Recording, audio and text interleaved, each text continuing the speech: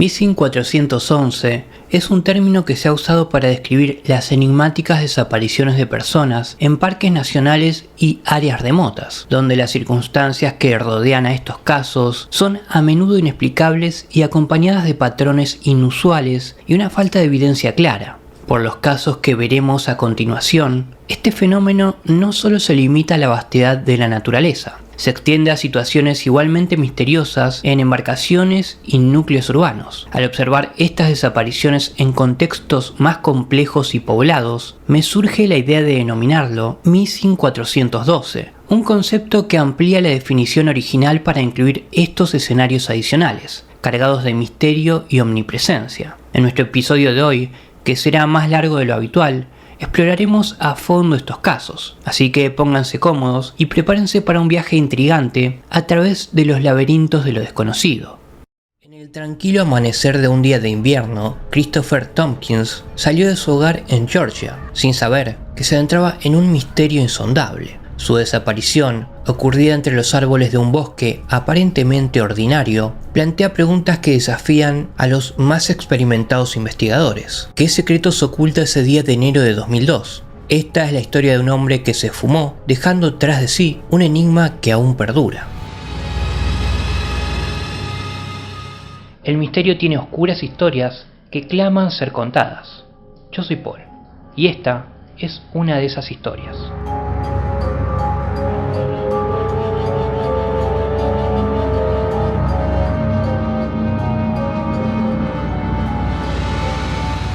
Christopher Tompkins, un joven de 20 años de Ellerslie, Georgia, desapareció bajo circunstancias extrañas el 25 de enero de 2002. Esa mañana, Christopher se despidió de su madre y se dirigió a trabajar con un equipo de topógrafos en una zona boscosa cerca de County Line Road, en el condado de Harris, Georgia. En una mañana aparentemente normal, Christopher, acompañado por 3 compañeros de trabajo, emprendió sus labores de topografía en un bosque cercano a Ellerslie. La jornada, que comenzó con la rutina habitual, pronto se convertiría en un escenario de desconcierto y misterio. Los 4 hombres, distribuidos en una línea, mantenían una distancia de unos 15 metros entre sí, un arreglo diseñado para maximizar la eficacia del trabajo y mantener un contacto visual constante.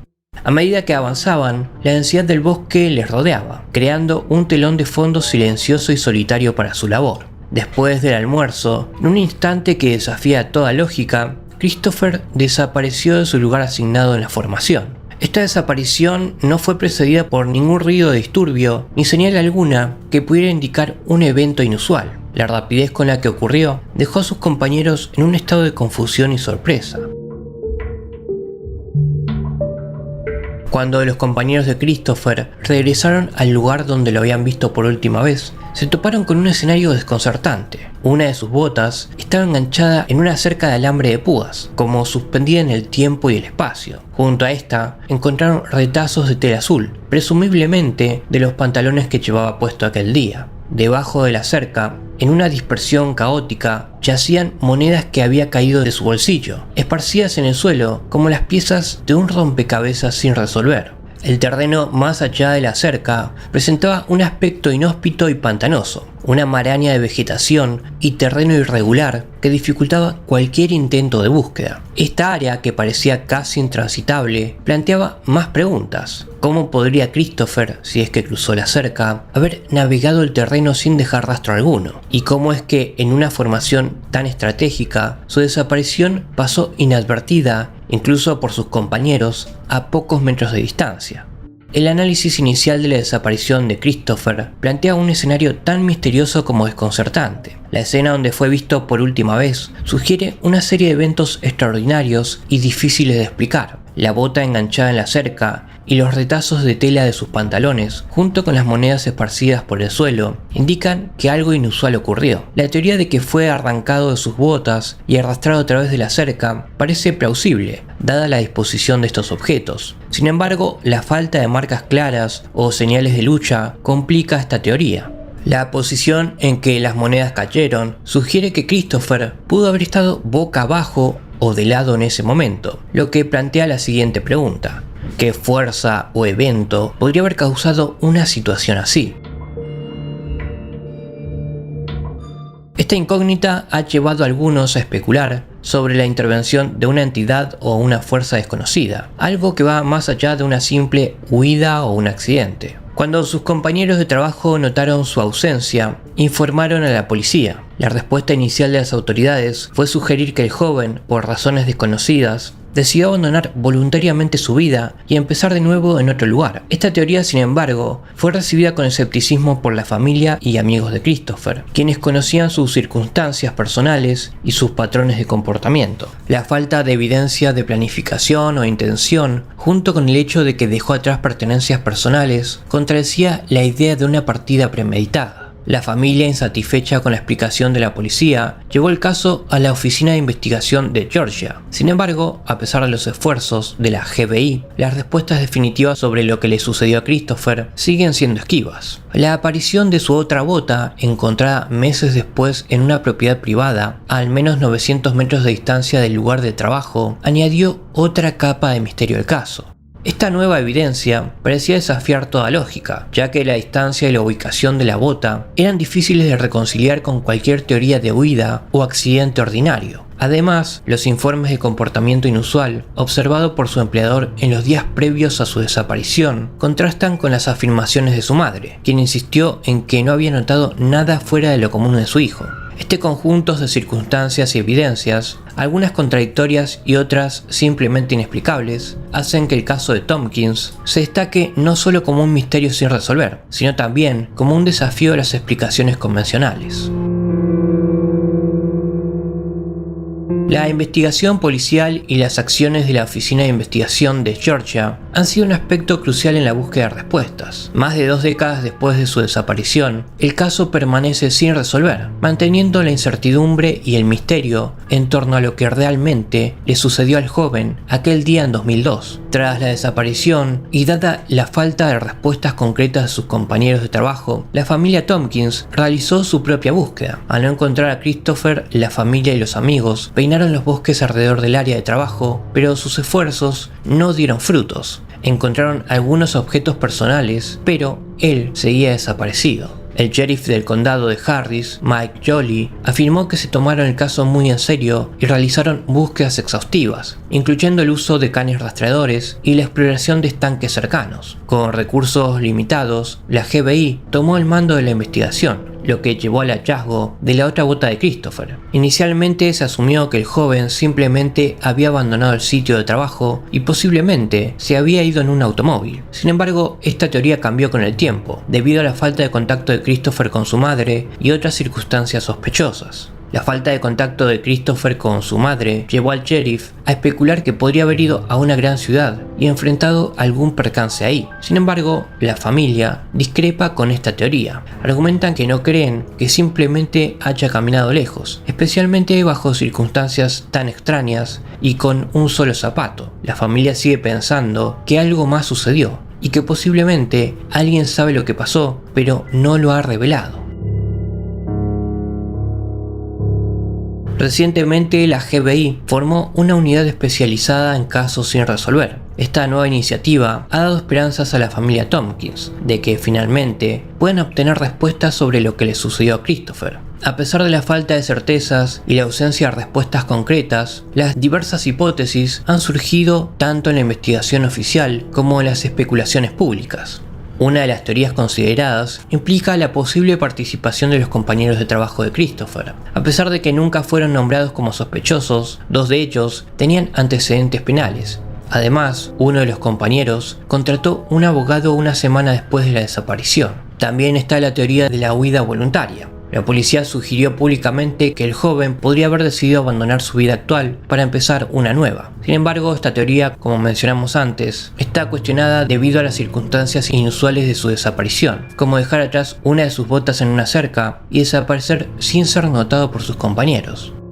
Otra posibilidad es que un animal salvaje haya atacado al joven. Sin embargo, esta hipótesis también plantea interrogantes, como la falta de ruidos, pisadas o evidencia de un enfrentamiento como sangre en la escena. Además de estas teorías convencionales, existen especulaciones más inusuales y sobrenaturales. Estas incluyen la posibilidad del Bigfoot. Esta hipótesis sugiere que Christopher pudo haber sido secuestrado por un Sasquatch, una criatura mítica que según algunos habita en bosques y áreas remotas. También está la teoría alienígena, que propone que fue abducido por seres extraterrestres. Esta teoría se basa en la rápida desaparición y la falta de rastros físicos. Otros especulan que Christopher pudo haber caído en un portal que le transportó a otra dimensión o realidad. Todas estas teorías reflejan la profundidad del misterio y la falta de explicaciones lógicas para su desaparición. La historia de Christopher Tompkins se despliega como un tapiz tejido con hilos de realidad y sombras de lo inexplicado, entrelazando lo cotidiano con lo profundamente enigmático. Su desaparición no es simplemente un caso sin resolver, es un laberinto sin salida aparente, un desafío a las percepciones ordinarias de lo que es posible. A pesar de los esfuerzos incansables por descifrar su paradero, el velo que cubre su destino permanece impenetrable, una incógnita que se resiste a ser descifrada. Las preguntas que surgen de este caso resuenan no solo en el ámbito de lo perdido, sino también en la esfera de lo inexplorado. ¿Fue la desaparición de Christopher el resultado de circunstancias terrenales? ¿Un giro del destino marcado por la casualidad y el infortunio? ¿O hay elementos de su historia que escapan a la lógica establecida? Las conjeturas y teorías se entrecruzan, cada una aportando su propia interpretación, desde la más lógica hasta la más fantástica, tejiendo una red de posibilidades que va más allá de lo que conocemos. Este caso, con sus enigmas y ausencia de respuestas definitivas, nos confronta con una realidad inquietante. En un mundo donde la información es omnipresente y la verdad parece estar siempre al alcance de la mano, aún existen historias que se resisten a ser descifradas. La desaparición de Christopher no solo es un recordatorio de los límites de nuestro entendimiento, sino también de la capacidad del mundo para guardar secretos en plena vista. Nos obliga a preguntarnos cuántas verdades permanecen ocultas en los recovecos de lo cotidiano, esperando a ser descubiertas.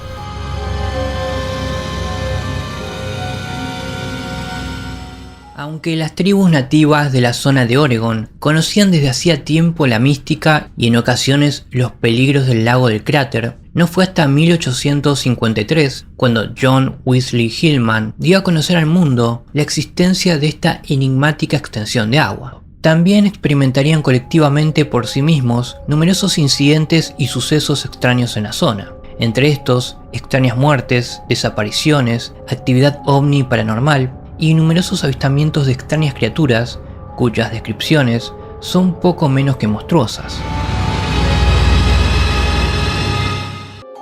Según el investigador y escritor Brent Swancer, Hillman fue el primer hombre blanco que vio el lago y quedó hipnotizado al instante, refiriéndose a él como el lago azul profundo, una masa de agua encantada cerca del monte Mazama, que forma parte de las misteriosas cordilleras de la costa oeste de Estados Unidos. Las aguas de un azul intenso son extraordinariamente tranquilas, tanto que casi actúan como un espejo cuando se contemplan. A medida que nuevos colonos y pioneros avanzaban hacia el oeste, forzando la unión entre el mundo de los nativos americanos y la futurista nación de Metrópolis que se convertiría en Estados Unidos, conocerían las antiguas leyendas del folclore del suroeste de Oregon, a su vez en la costa occidental y casi más lejana del Nuevo Mundo.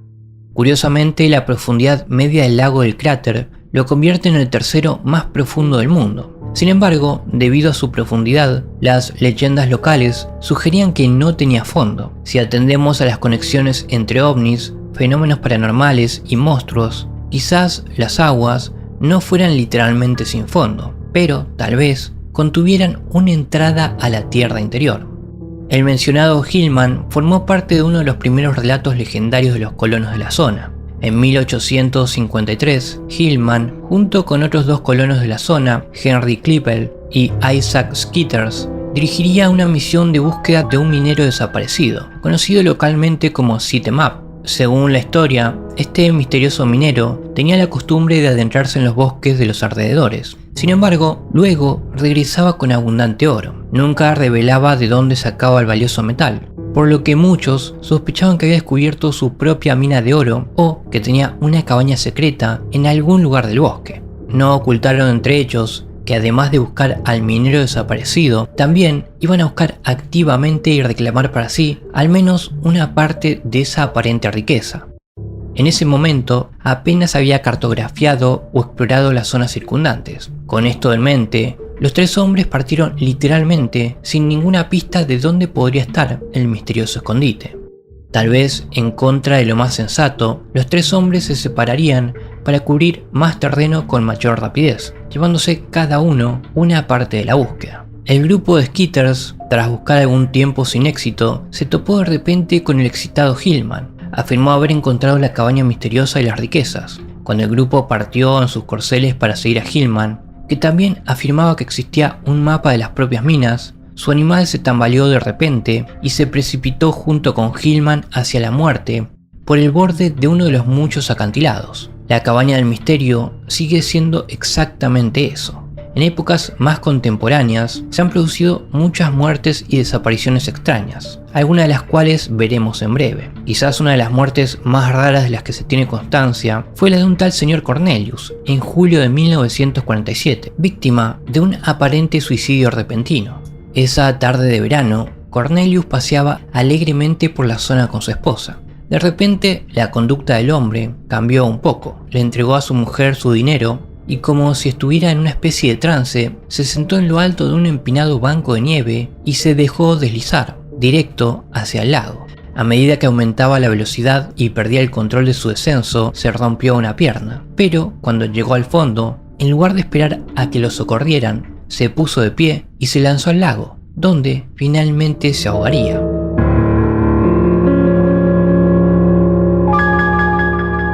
Además de este, hay constancia de varios suicidios similares en la zona. Es como si una entidad repentina se apoderara de la persona en cuestión, obligándola a arrojarse a la muerte. También hay informes de personas que conducen hasta la zona y se disparan, casi como si hubiese una llamada aterradora para que lo hiciesen. Lo más perturbador es que otras cordilleras tienen mitos que hablan de un desbordamiento de las emociones de la persona. Tal vez la más notable sea la cordillera escocesa de los Cairngorm, y en concreto Ben Macri y las leyendas del gran hombre gris. No deja de ser interesante la idea de que la propia tierra está maldita, quizás incluso viva y dispuesta a alimentarse de las emociones de quienes la pisan. Coincidencia o no, el monte Mazama, que domina el lago del cráter, comparte conexiones con otras 2 de las principales y más misteriosas cadenas montañosas de la costa oeste de Estados Unidos, el monte Shasta en California y el monte Adams en Washington. Ambos, como el monte Mazama, forman parte de la cordillera de las cascadas. Al igual que en el monte Mazama, ambos cuentan con una plétora de avistamientos y actividad ovni en sus respectivas zonas, y también rumores de algún tipo de base interior, posiblemente de naturaleza alienígena, en lo más profundo de sus entrañas. En el caso del monte Shasta, sin embargo, las conexiones con el monte Mazama son un poco más profundas, al menos a través de las leyendas de una batalla de antaño entre Lao, del mundo de abajo, y Skell, del mundo de arriba. Lao, de gran maldad, residía en el monte Mazama, mientras que su deidad opuesta, Skell, vivía en el monte Shasta. Según la leyenda, una guerra final entre los 2 dioses haría temblar la tierra cuando ambos se atacaron con fuego y rocas. Tras este conflicto, de la que Skell saldría victorioso, la tierra quedaría calcinada y el cielo se llenaría de humo negro y cenizas. Skell destruiría y derrumbaría el monte Mazama para atraparlo por toda la eternidad en el mundo de abajo, que parecería ser un equivalente del infierno. De esta legendaria guerra procede la creencia entre los nativos de la zona desde hace generaciones de que el lago del cráter es una especie de puerta de nuestro mundo a otro reino de existencia. En realidad, aunque las descripciones de fuego y roca parezcan describir una erupción volcánica en la antigüedad, ¿qué debemos pensar de las deidades implicadas? ¿Podrían representar fracciones opuestas que utilizan las montañas como base o como entradas a un mundo subterráneo? Una de las primeras personas en fotografiar el lago fue B.B. Bukowski, que lo haría a principios de 1911. Era un fotógrafo experimentado, así también con mucha experiencia en el duro tipo de terreno en el que estaba a punto de embarcarse. Se había preparado para las inclemencias del tiempo, estableciendo un campamento improvisado en una de las cuevas de la zona para resguardarse del frío o de cualquier cambio repentino del tiempo. Sin embargo, tras una repentina ventisca, Bukowski pareció desaparecer de la faz de la Tierra. Una vez que amainó el tiempo, se llevó a cabo una búsqueda exhaustiva en la zona. Aunque encontraron su trineo y su pala de nieve, no había rastro del propio Bakowski.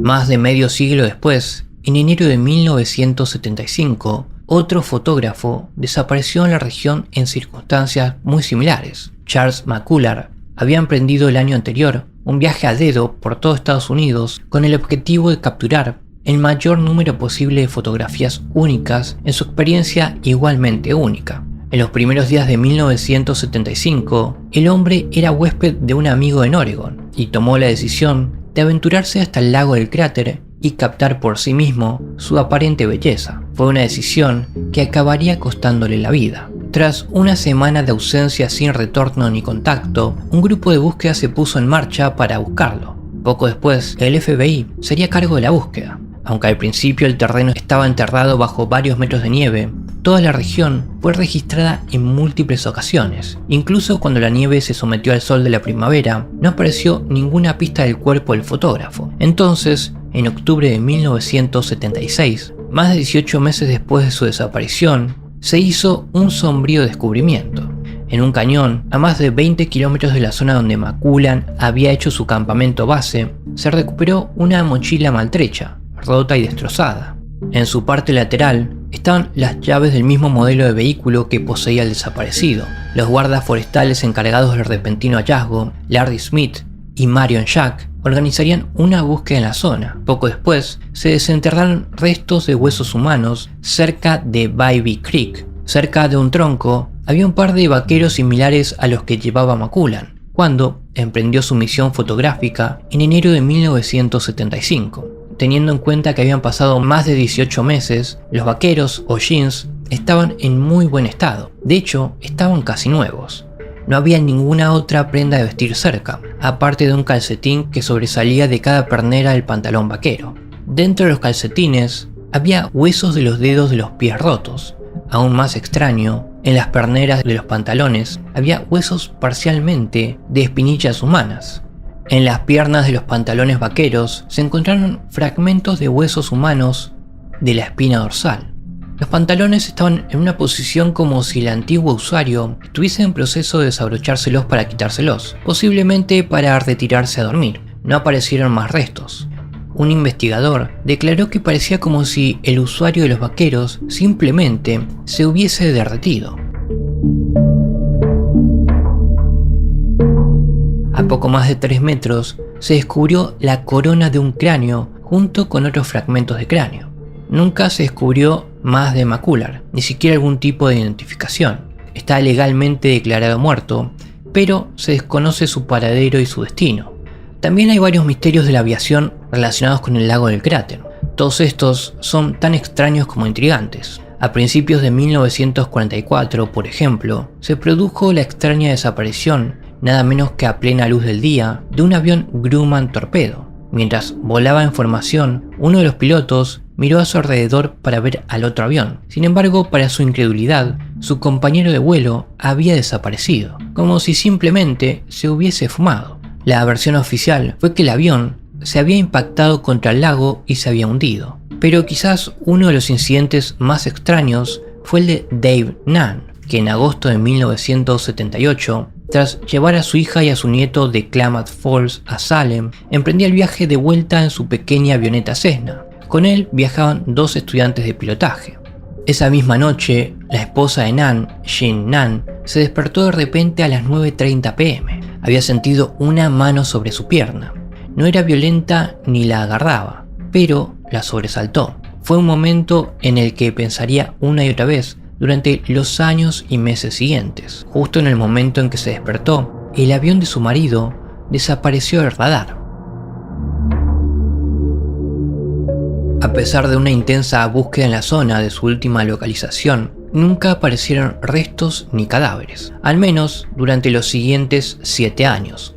Entonces, en la tarde del 5 de julio de 1985, un excursionista encontró los restos de una avioneta Cessna con los restos óseos de 3 personas adultas. Se trataba de Dave Nunn y de los 2 estudiantes pilotos desaparecidos. Sin embargo, una extraña nota en un trozo de papel descubierto en la cabina de la avioneta volvió a dar la vuelta al incidente. La nota decía lo siguiente: no pierdas velocidad, no sea que la Tierra se levante y te golpee. La zona que rodea el lago del cráter también tiene informes regulares y una larga historia de extrañas luces en el cielo y extraños vehículos aéreos. Por ejemplo, es habitual ver luces extrañas sobre la isla Wizard en el centro del lago. Un relato especialmente apasionante data de febrero de 1997. El piloto de un avión privado afirmó que varios aeroplanos militares perseguían a un ovni sobre las aguas del lago. Por cierto, más tarde, en la noche de los avistamientos, un enorme estruendo sacudiría todo el estado de Oregon. Nadie tenía ni idea de lo que era ese ruido repentino y colosal. Sin embargo, varias emisoras de noticias locales y estatales cubrirían el incidente. Aún más extraños y de manera similar a los montes Shasta y Adams son los informes de extraños vehículos aéreos y futuristas, entrando físicamente en la propia montaña nada menos. De estos avistamientos se derivan las afirmaciones de la existencia de una base alienígena en las montañas que rodean al lago del cráter. Quizás sea interesante que toda la cordillera Cascade de la costa oeste estadounidense comparta estos mismos avistamientos, conexiones que tal vez deberían ser objeto de una investigación exhaustiva y abierta, en lugar de pasarlo por alto como una simple coincidencia. Pero también hay numerosos informes de monstruos y criaturas sombrías, que muchos creen que residen en los bosques y cuevas alrededor del lago del cráter. Estos avistamientos varían desde una criatura tipo Bigfoot a humanoides reptiles alados y figuras sombrías. Además, hay informes de agentes secretos del gobierno que llevan a cabo algún tipo de encubrimiento de la presencia de estas criaturas. Un relato habla de una criatura Bigfoot derribada y muerta por un coche. Esto daría lugar a la aparición de estos misteriosos hombres, que retirarían el cuerpo y negarían cualquier implicación. Incluso mirar fijamente al agua durante demasiado tiempo va en contra del consejo de los lugareños. Según las leyendas Klamath, por ejemplo, el agua hipnotizaría a quienes lo hicieran. Además, le enviaría pensamientos y sentimientos de gran tristeza. La tribu Modoc, por su parte, evitaba la zona por completo. Creían que los espíritus malignos habitaban en el agua y en los bosques que la rodean. Quizás también merezca la pena mencionar las persistentes leyendas de aparentes habitantes de la Tierra interior y de sus avanzadas armas tecnológicas que envían emociones y sentimientos negativos a la población de la superficie terrestre. Algunos afirman que muchas de las actividades criminales, así como los pensamientos y acciones negativas de muchos, son el resultado de estas armas maliciosas. Como ya hemos mencionado, muchas de las descripciones disponibles podrían sugerir la existencia de una raza en el interior de la Tierra. Existen muchos mitos de este tipo en diferentes culturas de todo el mundo, y la gran mayoría de ellos giran en torno a entradas alrededor de misteriosas montañas y sistemas de cuevas. Demasiadas coincidencias para descartarlas sin investigarlas.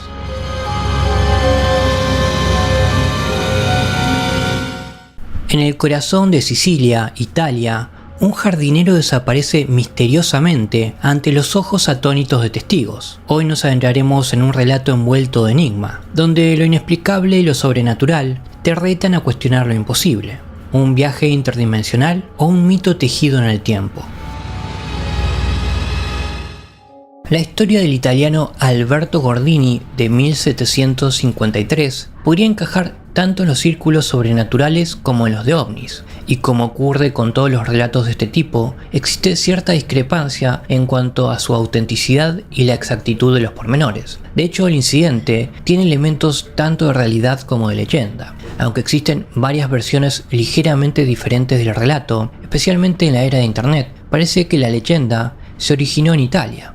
También parece haber, al menos en las versiones inglesas del relato, algunos problemas con las traducciones, lo que lleva a las ligeras discrepancias en los pormenores. Antes de examinar el caso, recordaremos que muy a menudo, aunque dependiendo de la interpretación y la perspectiva, encontramos que las leyendas, los mitos y el folclore tienen algo de verdad, ya sea de forma directa o alegórica. Estos relatos siguen siendo de interés para los investigadores actuales, sobre todo porque podemos encontrar pormenores muy similares, como examinaremos brevemente más adelante, en relatos de nuestra época contemporánea.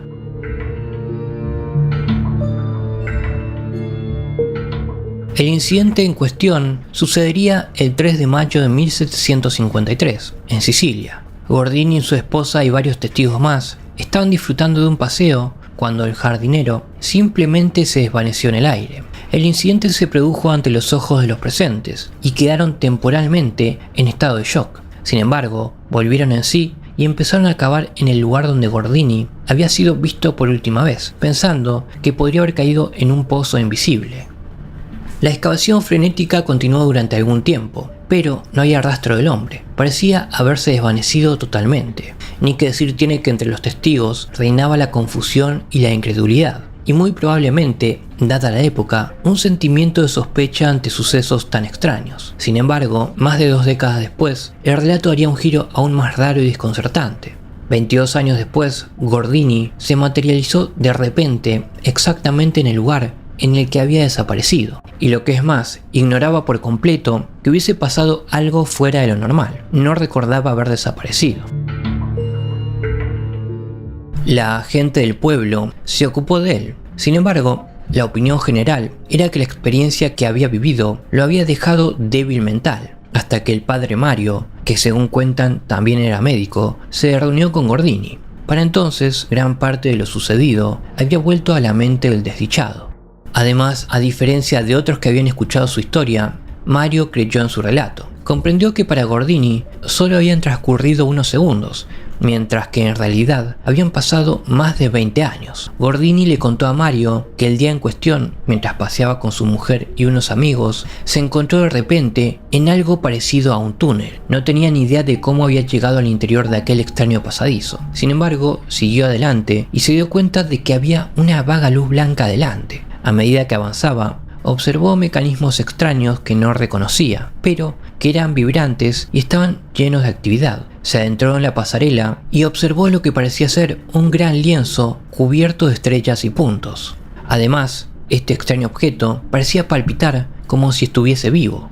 Fue entonces cuando vio una figura humana alta, delgada y con pelo largo. Aunque no estaba seguro, pensó que se trataba de una mujer. Fuera quien fuese, le habló diciendo que había caído en una grieta del tiempo y el espacio. Además, según este extraño ser femenino, le resultaría muy difícil volver a su propio tiempo. Le suplicó que le ayudara a volver a su mundo, a lo que ella accedió. Sin embargo, durante ese tiempo, ella también le transmitió información y conocimientos sobre el reino de la existencia en el que se encontraba. Le dijo que ahí residían los eternamente jóvenes y las almas sin carne ni cuerpo, y que los pensamientos se movían a la velocidad de la luz. Más extrañas aún eran las afirmaciones de ciudades voladoras. En breve examinaremos dónde pudo o no haber estado Gordini. Sin embargo, las afirmaciones de ciudades voladoras son intrigantes. El padre Mario creía que Gordini decía la verdad. De hecho, tanto que se las arreglaría para acompañarle de vuelta al lugar donde había desaparecido, casi 3 décadas después. Una vez ahí, Gordini se adelantaría como lo había hecho aquel fatídico día de mayo de 1753. Para incredulidad de Mario, en cuanto lo hizo, volvió a desvanecerse en el aire, y esta vez desaparecería para siempre. El padre Mario creía que la brecha en el tiempo y espacio era un reino donde el tiempo fluía más despacio que en la Tierra, y lo que es más, no estaba convencido de que las entidades que ahí residían, o al menos algunas de ellas, fueran de naturaleza benévola. Tanto es así que se refería a la zona como la trampa del diablo. Tanto si el relato es exacto al 100%, o si se trata de una completa invención, no deja de ser intrigante. Sobre todo porque se compara muy favorablemente con los relatos de nuestra era moderna. Por ejemplo, algunos de los casos de Missing 411, o más concretamente, los casos aún más raros de personas que desaparecen solo para reaparecer varios meses o años después. ¿Qué le ocurrió a Alberto Gordini? ¿Desapareció realmente en un reino desconocido? Hemos examinado en varias ocasiones y desde diferentes perspectivas la idea de las diferentes dimensiones que nos rodean. ¿Podría tratarse del paso de una persona de una dimensión a otra? ¿Es posible que exista una puerta interdimensional en el lugar del suceso? Ya hemos especulado antes, al igual que muchos investigadores, con la posibilidad de que determinados puntos del planeta, por razones que desconocemos, actúen como puertas de acceso a otros mundos. En este caso, debido a las discrepancias, se desconoce la ubicación exacta. Puede que con el tiempo descubramos la naturaleza y la realidad de estas dimensiones. Es más, podríamos descubrir también que las entidades que residen en estas son las mismas que las entidades demoníacas y angelicales que se han entrelazado en torno a la existencia humana, o que se trata de algún tipo de entidad alienígena. ¿Podría ser que el lienzo con estrellas y puntos fuera un avistamiento erróneo del espacio? ¿Puede que el túnel en el que se encontró de repente fuera una pasarela hacia un vehículo espacial? También debemos recordar, al menos según el relato, que Gordini no recordaba haber desaparecido. El relato de Alberto es sin duda intrigante, y bien, podría ser consecuencia de cualquiera de las posibilidades anteriores. Sin embargo, el incidente también evoca recuerdos, como ya hemos mencionado, de las numerosas desapariciones extrañas registradas e investigadas por David Paulides en su investigación de Missing 411. Aunque sería casi imposible llevar a cabo la extensa investigación que Paulides ha realizado para los casos desde finales de 1800 hasta la era moderna para los siglos que le precedieron. Tal ejercicio solo podría dar lugar a casos muy similares de personas que se desvanecen en el aire. Tal vez esos relatos sean una confirmación más de la gran extrañeza del mundo en que vivimos y de las persistentes vueltas y revueltas de lo que llamamos realidad y de cómo nos afecta a todos. También hay que señalar que muchos en Italia, al menos según algunos investigadores, se distancian de la leyenda, especialmente frente a quienes buscan descubrir el supuesto lugar de la extraña desaparición. ¿Es posible que haya un lugar en alguna parte que es mejor no descubrir?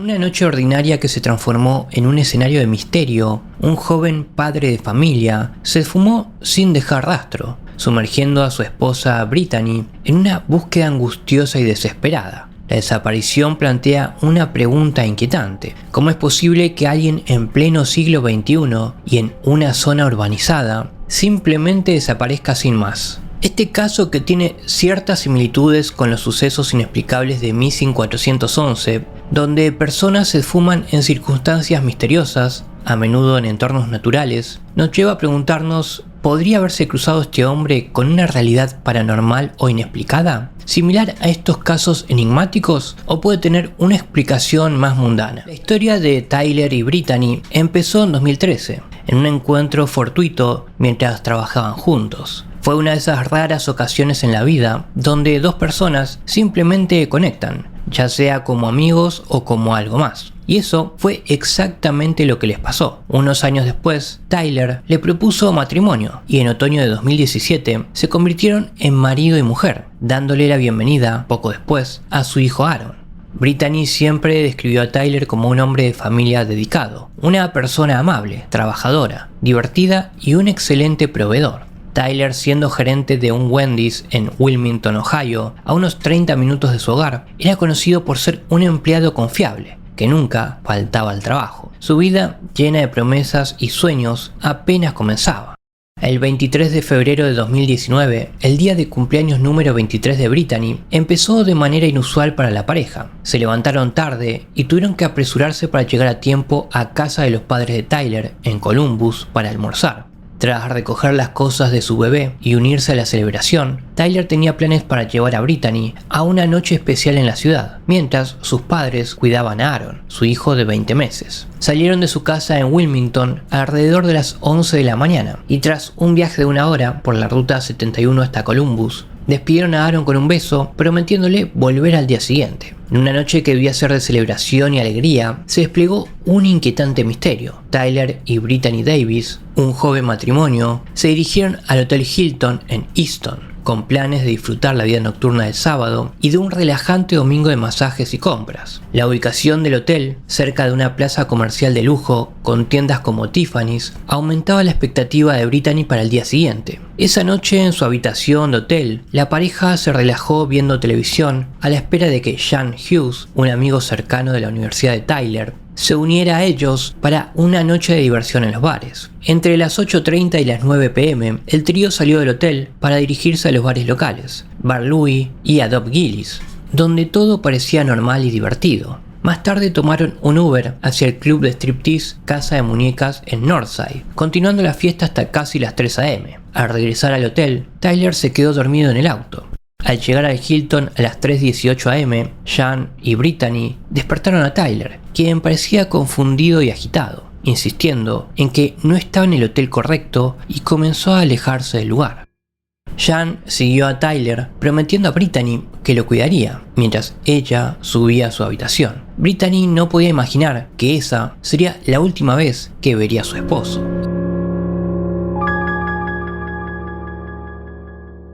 Después de cargar brevemente su teléfono, la joven baja al vestíbulo, pero ni Tyler ni Jan estaban ahí. Llamó al celular de Tyler sin obtener respuesta, hasta que finalmente a las 3:37 am, Tyler le devolvió la llamada, disculpándose y asegurando que solo estaba dando un paseo y que volvería pronto. Jan apareció poco después, explicando que Tyler solo necesitaba desahogarse y que volvería en breve. Los dos esperaron en la habitación del hotel, pero Tyler jamás regresó. A las 4:03 am, Tyler llamó nuevamente a su esposa, diciéndole que estaba caminando por unos bosques y que podía ver el hotel desde donde estaba, prometiendo llegar en 5 minutos. Inmediatamente después de colgar, el hombre volvió a llamar, pero cuando Brittany respondió, solo hubo silencio antes de que la llamada se cortara. Brittany hizo varias llamadas más, pero todas fueron a su buzón de voz. En una noche que se deslizaba hacia el amanecer, Jan decidió volver a su hogar alrededor de las 4:30 am, confiando en que Tyler volvería por su cuenta al Hotel Hilton en Easton. A pesar de estar en una zona reputada por su seguridad, marcada por la presencia de tiendas como Tiffany's, Brittany no podía dejar de preocuparse. La posibilidad de que Tyler hubiese sido detenido por intoxicación pública cruzaba su mente. Pasó la noche en vela, pegada a su teléfono, anhelando alguna señal de su esposo. Al llegar las 8 am del domingo, Brittany, consumida por la preocupación, llamó a una amiga en Columbus para pedir ayuda en la búsqueda de Tyler. Temía que hubiese colapsado en algún lugar, tal vez en un banco público. Juntas recorrieron el vecindario de Easton durante más de una hora, pero no encontraron rastro de Tyler. A las 9:30 am, con el corazón pesado, Brittany informó a sus suegros sobre la situación y llamó al 911. Al reportar la desaparición a la policía de Columbus, la mujer se encontró con una respuesta desalentadora. Los oficiales, considerando a Tyler un adulto que podía irse por voluntad propia, sugirieron que quizás había tenido una discusión con su esposa y necesitaba tiempo a solas. Le informaron que no podía actuar hasta que hubiesen pasado al menos 72 horas y le aseguraron que probablemente regresaría por su cuenta en 1 o 2 días, pero Brittany estaba convencida de que Tyler nunca desaparecería voluntariamente y temía que algo malo le hubiese pasado. Después de la angustiosa noche, el padre de Tyler llegó al Hilton y buscó incansablemente por la zona, mientras Brittany volvía brevemente para ver a su hijo Aaron, regresando más tarde al Hilton para continuar la búsqueda. Los amigos y familiares de Tyler repartieron miles de volantes en todo Columbus, buscando desesperadamente alguna pista. No fue hasta el 27 de febrero, 4 días después de la desaparición del hombre, que la policía realizó su primera búsqueda en el área. El joven había mencionado que estaba en un área boscosa en su última llamada con Brittany, aunque no era claro exactamente a qué se refería, ya que no era una persona aficionada al aire libre. Las cámaras de vigilancia del Hilton confirmaron la versión de Brittany. Tyler fue visto alejándose del hotel hacia los condominios Esther Commons, pero luego desapareció de la vista y no fue captado por ninguna otra cámara en el área. Los registros de su teléfono celular indicaron que había caminado hacia el complejo Huntington Bank en Stelzer Road, usando el GPS de su teléfono para obtener direcciones de regreso al Hilton. Sin embargo, cuando se encontraba en el estacionamiento de la tienda de alimentos Abbott, el celular se apagó, probablemente por batería agotada. Las semanas siguientes estuvieron marcadas por varias búsquedas más de la policía de Columbus, pero no se encontró ninguna señal del joven.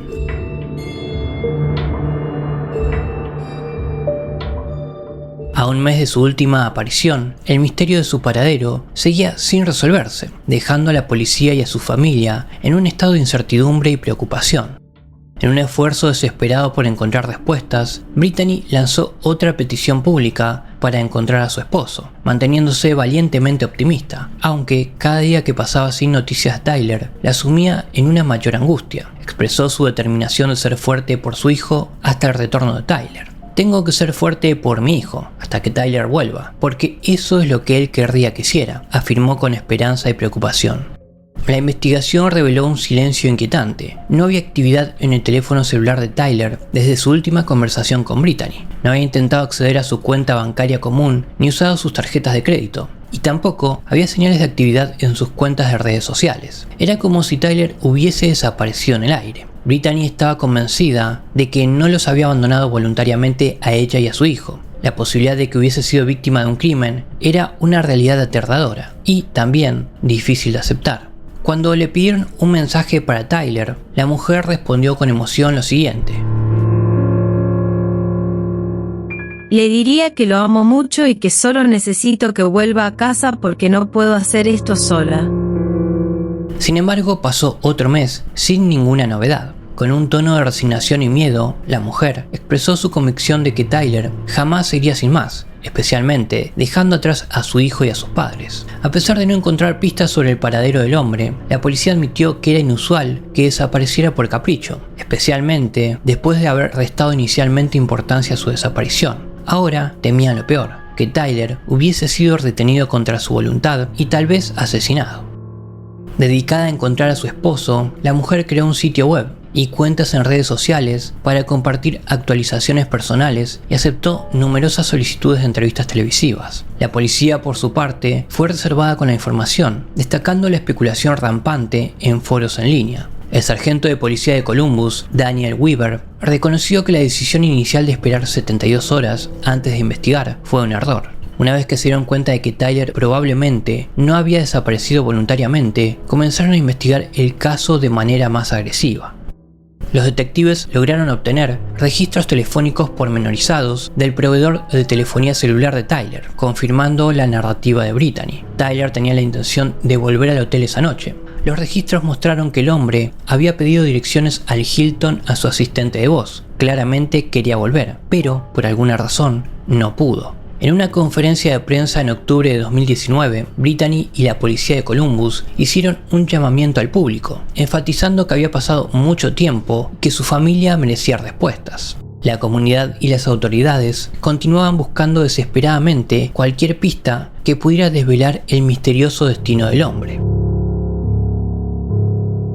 En el enigma que rodea la desaparición de Tyler Davis, los detectives mantenían abiertas todas las posibilidades, aunque dudaban que el joven se hubiese ido por voluntad propia. La falta de pruebas concretas dejaba un abanico de teorías sin confirmar. Entre los muchos rumores que circulaban en línea, uno particularmente hiriente sugería que Brittany, la esposa, estaba involucrada en su desaparición. A pesar de las especulaciones, la policía no descartó a ningún sospechoso potencial inicialmente. Sin embargo, después de que la mujer se sometiera voluntariamente a una prueba de detector de mentiras sobre la noche de desaparición de Tyler, y con su relato coherente y alineado con la escasa evidencia disponible, dejó de ser considerada sospechosa. Un año después de la desaparición del joven, sin avances significativos en la investigación, el caso comenzó a enfriarse. El sargento de policía de Columbus, James Facua, admitió oficialmente que el caso había perdido impulso. En octubre de 2021, Brittany, enfrentándose a la dolorosa realidad, solicitó al Tribunal Testamentario del Condado de Clinton que declarara legalmente muerto a Tyler. Según la ley de Ohio, se presume que una persona ha muerto si ha estado desaparecida durante 5 años o más, aunque este periodo puede reducirse si la persona desaparecida estuvo expuesta a un peligro de muerte específico. El 15 de diciembre de 2021, el tribunal accedió a la petición de Brittany y declaró a Tyler legalmente muerto. Este cambio de estatus, sin embargo, no afectó la investigación en curso sobre su desaparición. El caso seguía abierto, con los detectives empeñados en desentrañar el misterio de lo que le pasó a Tyler Davis en esa fatídica noche. Queda la incógnita. ¿Lograrán alguna vez la policía y Brittany descubrir qué le pasó a Tyler? ¿Es posible que el joven, en un estado de ebriedad, se hubiese perdido en esos bosques en una fría noche de invierno y nunca lograra salir? ¿O acaso se encontró en el lugar y momento equivocado, cruzándose con las personas incorrectas? Estas preguntas siguen sin respuesta, manteniendo el misterio de la desaparición de Tyler Davis envuelto en un velo de incertidumbre y especulación. Este caso plantea un abanico de hipótesis, desde lo más mundano hasta lo paranormal. Podría ser simplemente un caso de pérdida en un estado de confusión, tal vez exacerbado por el alcohol, vagando en los bosques, hasta perderse en la inmensidad de la noche. ¿O fue una víctima de un crimen fortuito? O más allá, y si rozamos los límites de lo inexplicable, adentrándonos en teorías de fenómenos paranormales o portales a realidades desconocidas, como se sugiere en casos como los de Missing 411. La desaparición de Tyler oscila entre lo tangible y lo insondable, dejando un eco de preguntas que resuenan en la oscuridad. Un recordatorio de que a veces la realidad puede ser tan misteriosa como cualquier ficción.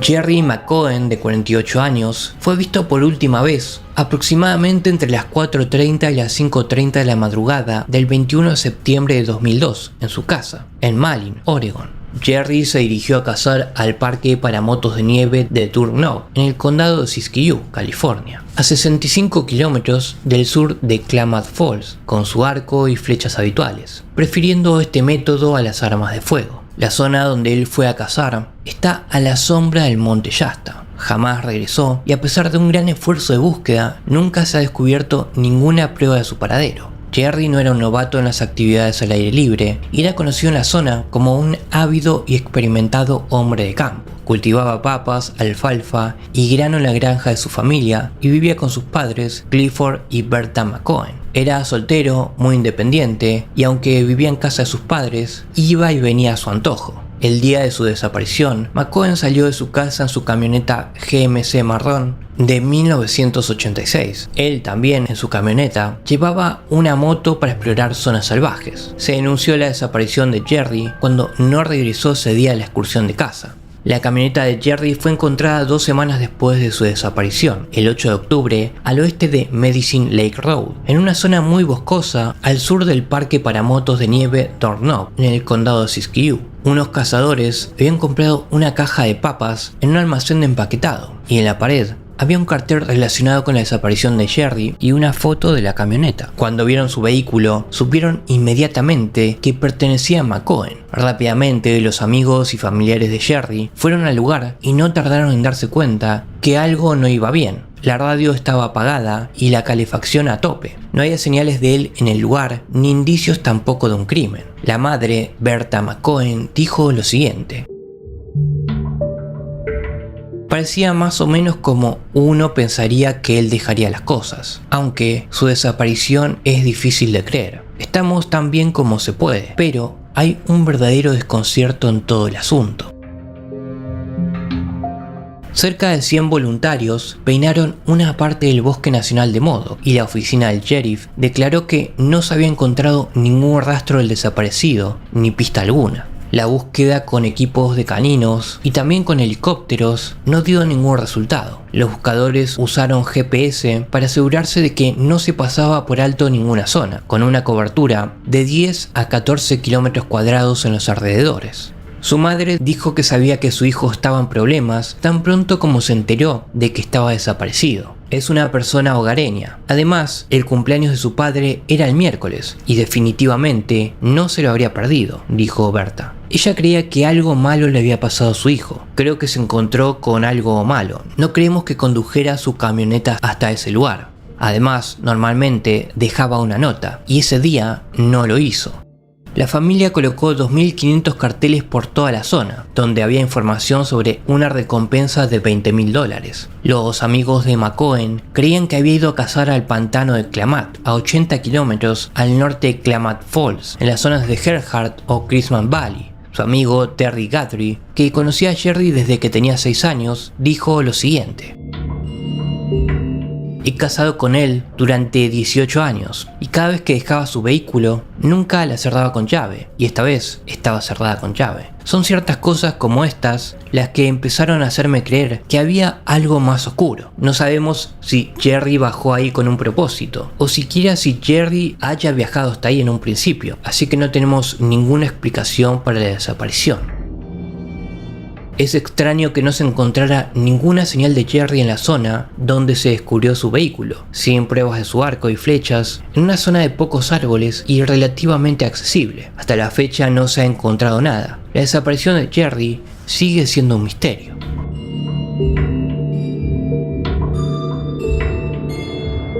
Bajo un sol abrasador y entre las montañas de Chiricahua, al sureste de Arizona en Estados Unidos, se extiende una tierra seca, vasta y escarpada de cañones, barrancos, riachuelos, rocas dentadas y la extraña visión de enormes rocas en equilibrio unas sobre otras, llamadas Monumento Nacional Chiricahua. Aunque parece el paisaje lunar de algún mundo alienígena, toda la zona está dentro del sistema de parques nacionales, figura en el Registro Nacional de Lugares Históricos y es un lugar famoso por su belleza natural y sus formaciones rocosas únicas. Pero también es tristemente conocida por una de las desapariciones sin resolver más desconcertantes de las que se tiene constancia en un parque nacional.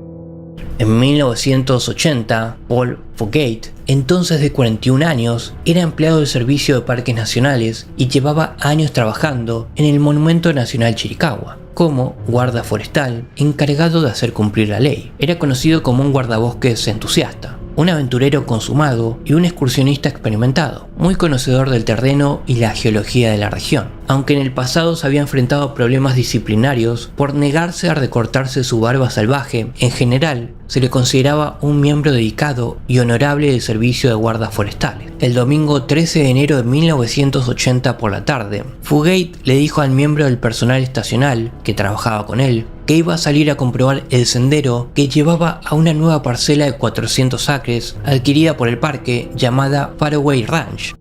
Se dirigió por el polvoriento sendero con su uniforme completo de guarda forestal y su placa, y aunque le había dicho al miembro del personal que cerrara sin él si no estaba de vuelta a las 4:30 p.m, no había razón para pensar que algo fuera mal cuando el experimentado y veterano guarda forestal se alejó por ese sendero bien marcado a plena luz del día. Solo iba a ser una caminata rápida, en la que ni siquiera se molestó en tomar su radio, y se despidió con un gesto de la mano para desaparecer de la vista y aparentemente de la faz de la tierra, ya que esa fue la última vez confirmada que alguien volvería a verle. Cuando Fugate no regresó a tiempo, se puso en marcha una búsqueda que llegaría a incluir caninos rastreadores, aviones y cientos de efectivos de las fuerzas de seguridad de diversos organismos, como el Servicio de Parques Nacionales, el Departamento del Sheriff del Condado de Cochise, la Oficina de Gestión de Tierras, el Servicio Forestal de Estados Unidos y la Asociación de Búsqueda y Rescate del Sur de Arizona, así como varios voluntarios y familiares que primero recorrieron el camino hasta el rancho Faraway sin encontrar ningún rastro del hombre. La búsqueda se amplió rápidamente, hasta que 30 kilómetros cuadrados de terreno áspero y escarpado habían sido peinados meticulosamente en múltiples ocasiones, pero no había ningún rastro del guarda forestal desaparecido.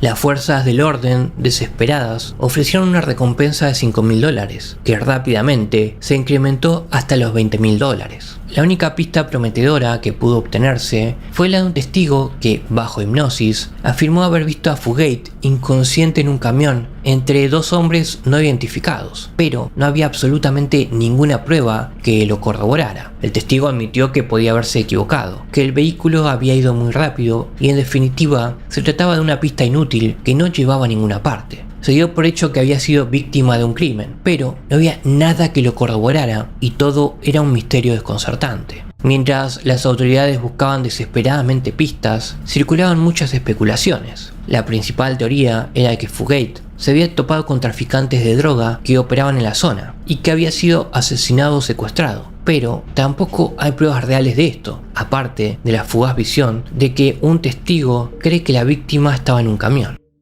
También existe la idea de que pudiera haber sido atacado y arrastrado por un animal salvaje, o que se hubiese caído y herido, pero era un guardabosques tan experimentado que conocía tan bien la zona que se consideró poco probable. Además de ser así, porque no se encontró restos ni rastro alguno del desaparecido a pesar de las numerosas búsquedas. Otra idea es que se hubiese alejado de la zona, pero teniendo en cuenta la dureza del terreno, se cree que no podría haber llegado tan lejos por sus propios medios en el tiempo previsto.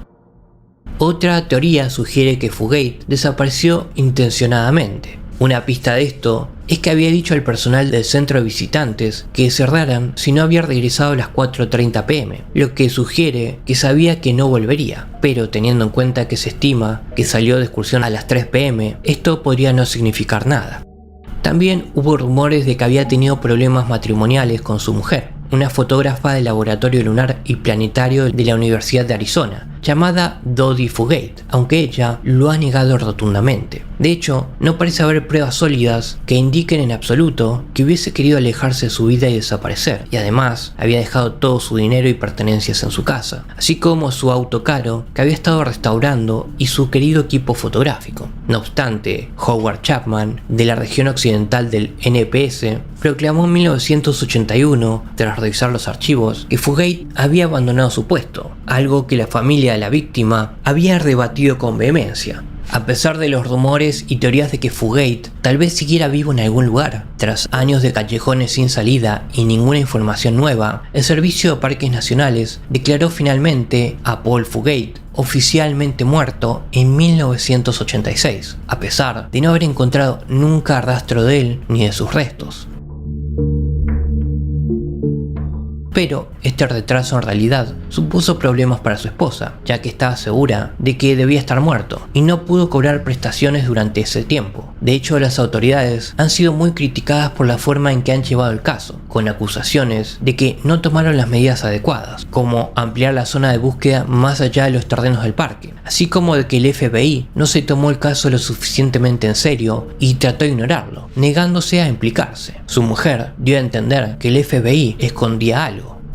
Curiosamente, en junio de 2018, casi 4 décadas después de la desaparición, el Servicio de Parques Nacionales reabrió repentinamente el caso y aumentó considerablemente la recompensa por información a $60.000, citando el descubrimiento de nuevas pruebas prometedoras, aunque han sido herméticos sobre lo que esto significa exactamente. Parece extraño que un caso tan antiguo se reabra y resucite de repente con un interés tan renovado, pero nadie sabe si esto significa que está a punto de resolverse.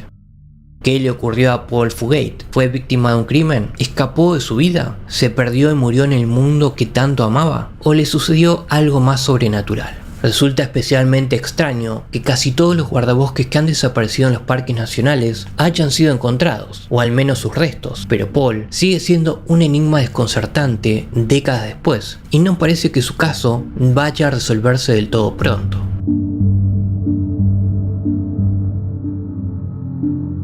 ¿Qué pasó en todos estos casos? Esto nos recuerda que hay enigmas que siguen sin resolver. Estas desapariciones, ocurridas en medio de la naturaleza, plantean preguntas inquietantes. ¿Qué les pasó realmente a estas personas? ¿Son simplemente casos de tragedias naturales o hay elementos más extraños en juego? Entre las teorías circulan desde encuentros con fenómenos paranormales, criaturas míticas como Pie Grande, avistamientos ovnis y portales dimensionales. La línea entre la realidad y lo inexplicable se vuelve borrosa en estos casos. ¿Es posible que en el silencio de estas áreas salvajes se oculten verdades que van más allá de nuestra realidad cotidiana? Estas historias nos invitan a reflexionar sobre los misterios que aún aguardan en los rincones más remotos de nuestro planeta, recordándonos que a veces lo más extraordinario reside en los lugares que más creíamos conocer.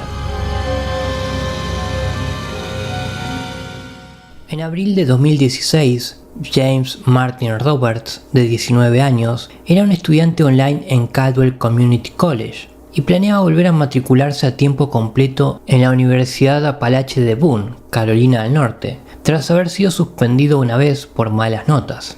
A pesar de esto, seguía siendo miembro de la fraternidad Tau Kappa Epsilon de la universidad y se había mantenido activo en el campus. Ese mes, el 20 de abril, abandonó repentina e inexplicablemente su fraternidad y al día siguiente le dijo a su compañero de piso que se iba a estudiar a la biblioteca de la universidad antes de salir de su complejo de apartamento hacia las 10 a.m.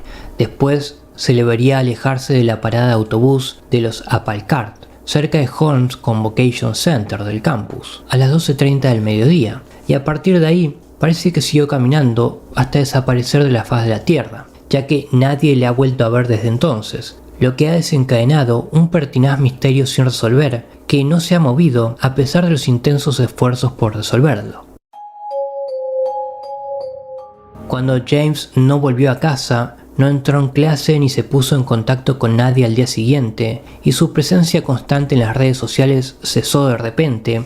La gente se preocupó y se denunció su desaparición. La policía se puso manos a la obra para averiguar qué había pasado y encontró algunas pistas extrañas. Resultó que, aunque había dicho a sus compañeros de piso que iba a la biblioteca, su primo se encontró con él cerca de la parada de autobús en la que se lo vio por última vez, y dijo a las autoridades que James había afirmado que iba a la casa de la fraternidad. El primo dijo que James había actuado con total normalidad y que no había nada raro en él ese día. También había llamado a su padre esa mañana y parecía estar de buen humor, diciendo que volvería a hablar con él al día siguiente. Cuando se registró el departamento de James, se descubrió que se había dejado el iPhone, su computadora portátil, la cartera y tarjetas de crédito, así como una críptica nota dirigida a su padre, que aunque no se hizo pública, sugería que planeaba escapar durante un tiempo debido a decepciones no especificadas en su vida. Sin embargo, la nota era excepcionalmente vaga sobre cualquier intención concreta, y su padre diría lo siguiente de ella: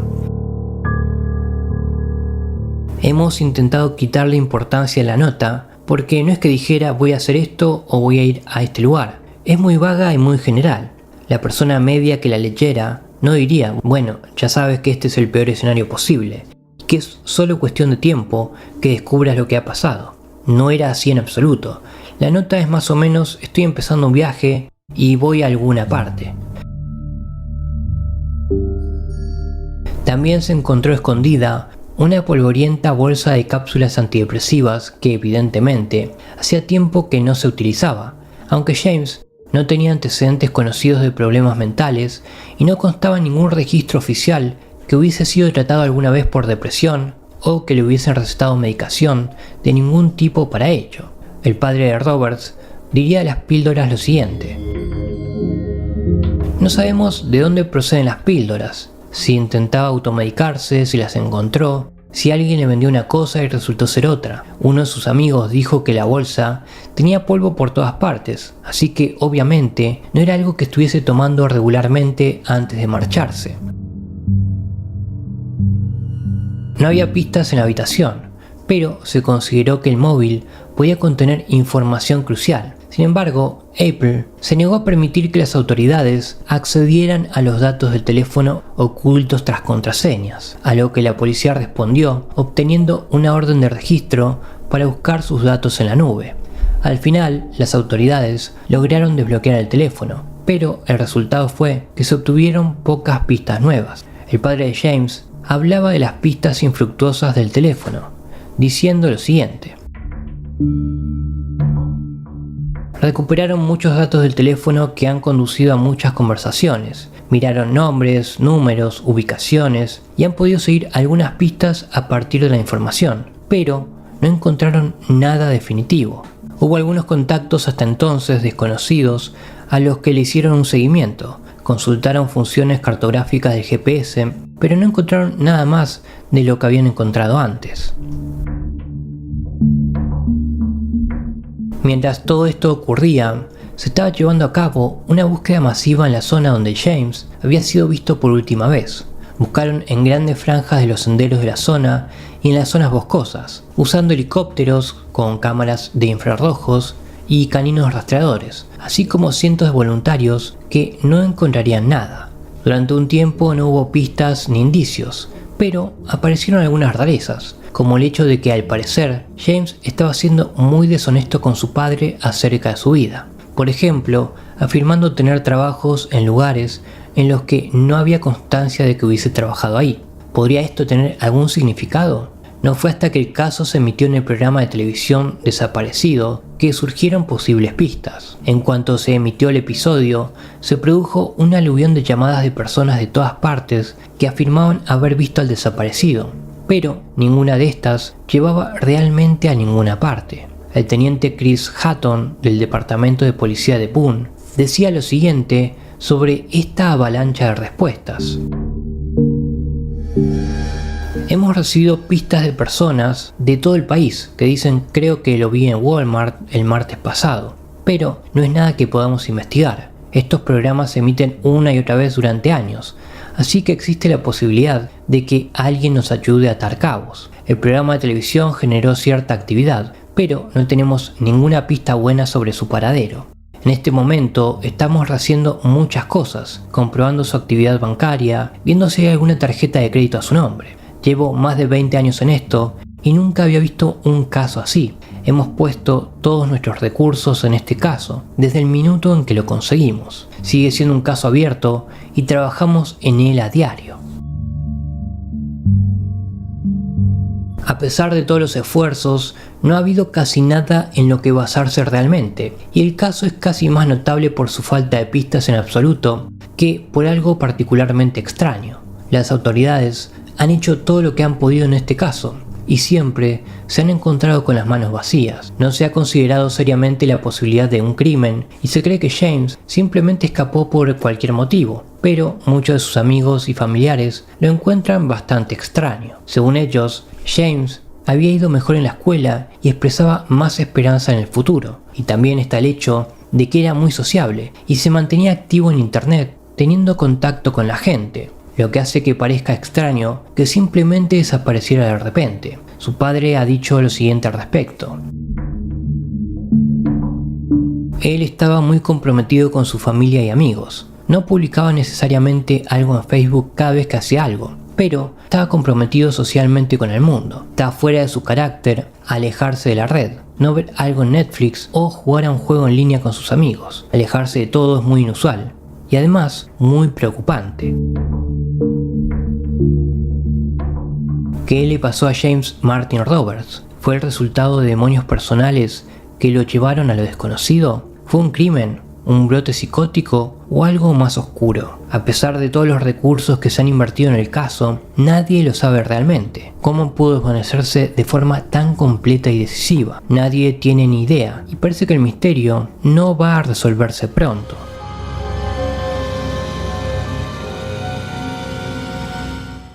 En otoño de 2011, Emma Filipov, de 26 años, se mudó a Victoria, Columbia Británica en Canadá, para experimentar una nueva vida en un lugar que siempre le había atraído. Trabajó una temporada en la marisquería Redfish Bluefish en el puerto interior de Victoria, además de otros trabajos esporádicos, y parecía disfrutar de su estancia ahí. Filipov dejó el restaurante el 31 de octubre de 2012 y empezó a preparar el regreso a Ontario, asegurando a sus compañeros que volvería en primavera. Según todas las apariencias, su intención era volver a casa y luego regresar, pero nunca llegaría a suceder y estaba a punto de convertirse en una de las desapariciones más extrañas y desconcertantes de Canadá. Todo comenzó con un comportamiento bastante errático por parte de Emma. El 23 de noviembre de 2011 llamó a su madre Shelley en mitad de la noche, muy acongojada. Dijo que realmente quería volver a casa lo antes posible. Shelley diría que su hija no le explicó lo que la perturbaba, pero que había instado encarecidamente a su madre a que reservara un vuelo a Victoria lo antes posible para estar con ella y ayudarla a hacer las maletas. Fue una llamada bastante rara y preocupante, pero se volvería aún más extraña al día siguiente, cuando Emma volvió a llamar a su madre y le dijo que no saliera después de todo y que resolvería las cosas por su cuenta. Esa misma noche volvió a llamar a su madre entre lágrimas para decirle que quería volver a casa, y a la mañana siguiente volvió a llamar para decirle que no viniera, qué estaba pasando. Esa fue la última vez que Shelley supo de Emma durante unos días, y aunque estaba muy preocupada, respetó los últimos deseos de su hija de que no fuera a Victoria. Entonces, el 27 de noviembre, Shelley recibió una llamada de un centro de acogida para mujeres sobre Emma, lo que la tomó desprevenida porque su hija no le había dicho nada de vivir en un centro de acogida. Ese mismo día Emma volvía a llamar y pedía a su madre que saliera, para volver a llamar poco después y decirle que no lo hiciera, terminando la llamada con la críptica frase: "No sé cómo puedo enfrentarme a ti". Confundida por las diversas y extrañas llamadas de Emma y el albergue, reservó un vuelo para el día siguiente. Mientras tanto, las cosas solo se pondrían más extrañas a partir de ahí.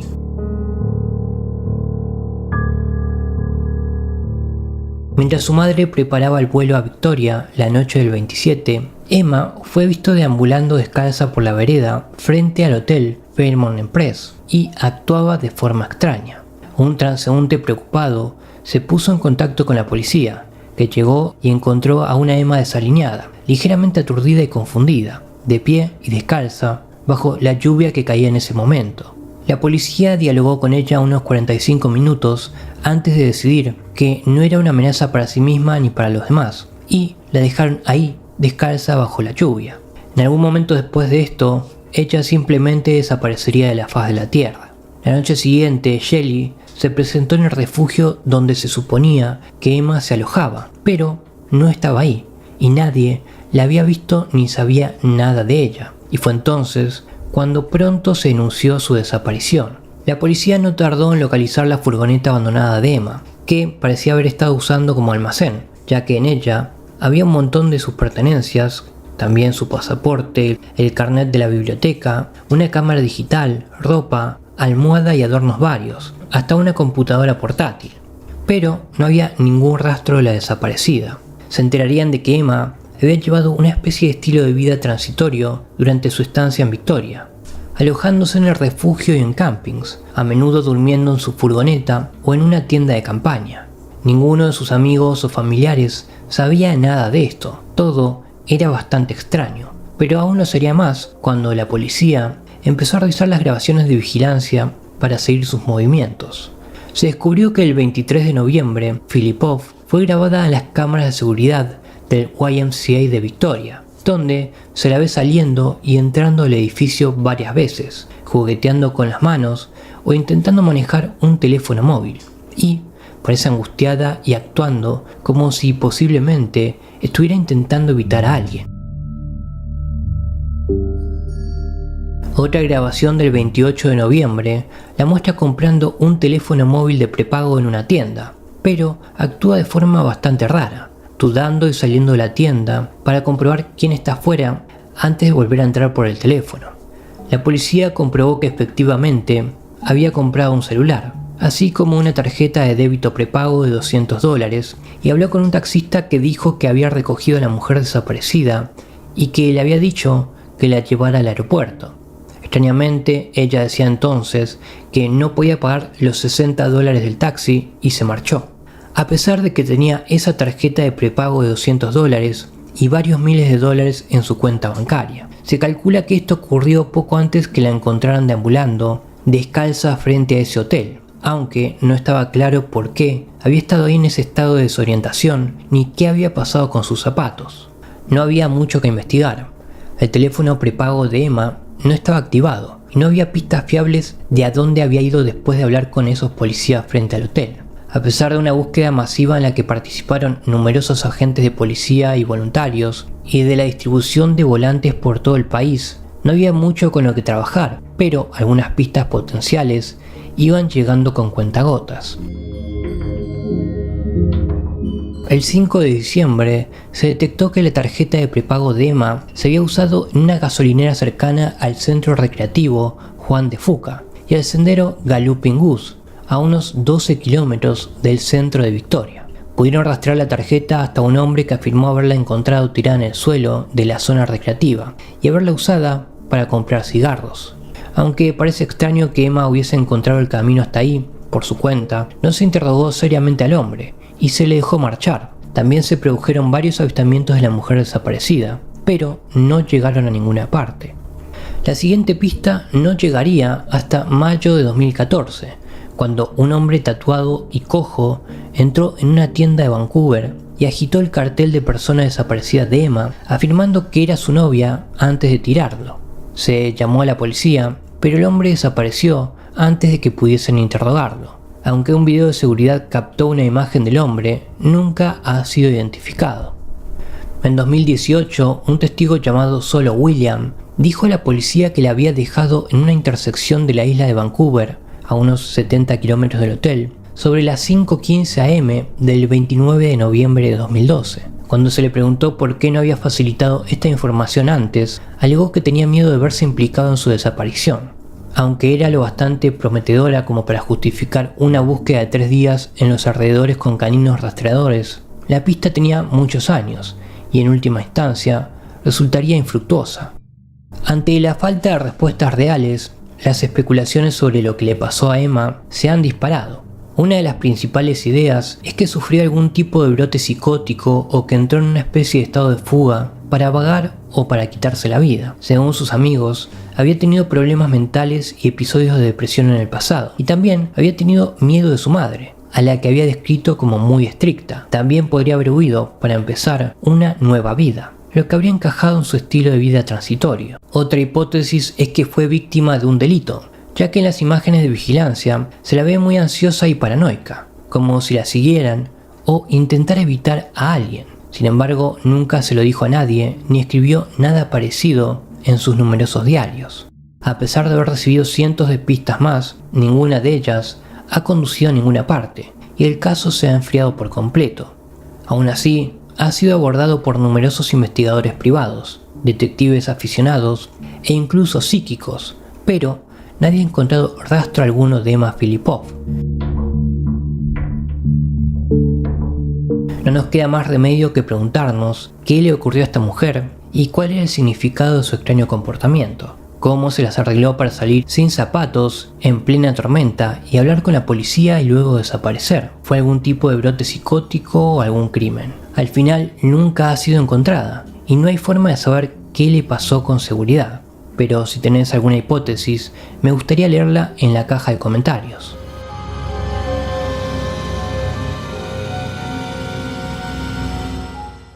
Las zonas salvajes de nuestro mundo parecen llamar constantemente a los aventureros, atrayéndolos con la promesa de emociones y una vía de escape de la sociedad moderna. En la naturaleza de algunas personas está el deseo de adentrarse en lo salvaje y vivir una vida simple, despojarse de las comodidades modernas y volver a la naturaleza. Pero a veces, esta no quiere que regreses. Algunas de las desapariciones misteriosas sin resolver, más extrañas, se han producido en algunos paisajes de los más hermosos del mundo, y aquí nos ocuparemos de una mujer que persiguió su sueño de salir de excursión en un ambicioso viaje y siguió caminando hasta desaparecer del mundo del cual quería escapar. Esther Dingley y su pareja Dan Colgate se conocieron siendo estudiantes en Wadham College de la Universidad de Oxford, y al graduarse Dan emprendió una exitosa carrera académica en el Laboratorio de Investigación Química de Oxford, mientras que Esther cursaba un máster. Acabarían en Cambridge, donde Dan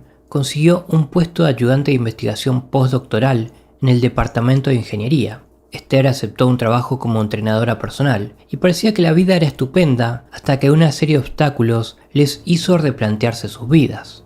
A Esther le diagnosticaron fatiga crónica y depresión. Dan sufrió una complicación potencialmente mortal tras una operación y ambos se cansaron de sus vidas monótonas. Al darse cuenta de que sus vidas estaban estancadas, en 2014 decidieron hacer algo salvaje, guardar todas sus posesiones en un almacén, posponer su boda prevista y emprender un viaje para recorrer Europa en su autocaravana. Se suponía que iban a ser ellos dos en la aventura de su vida, pero se avecinaban días oscuros.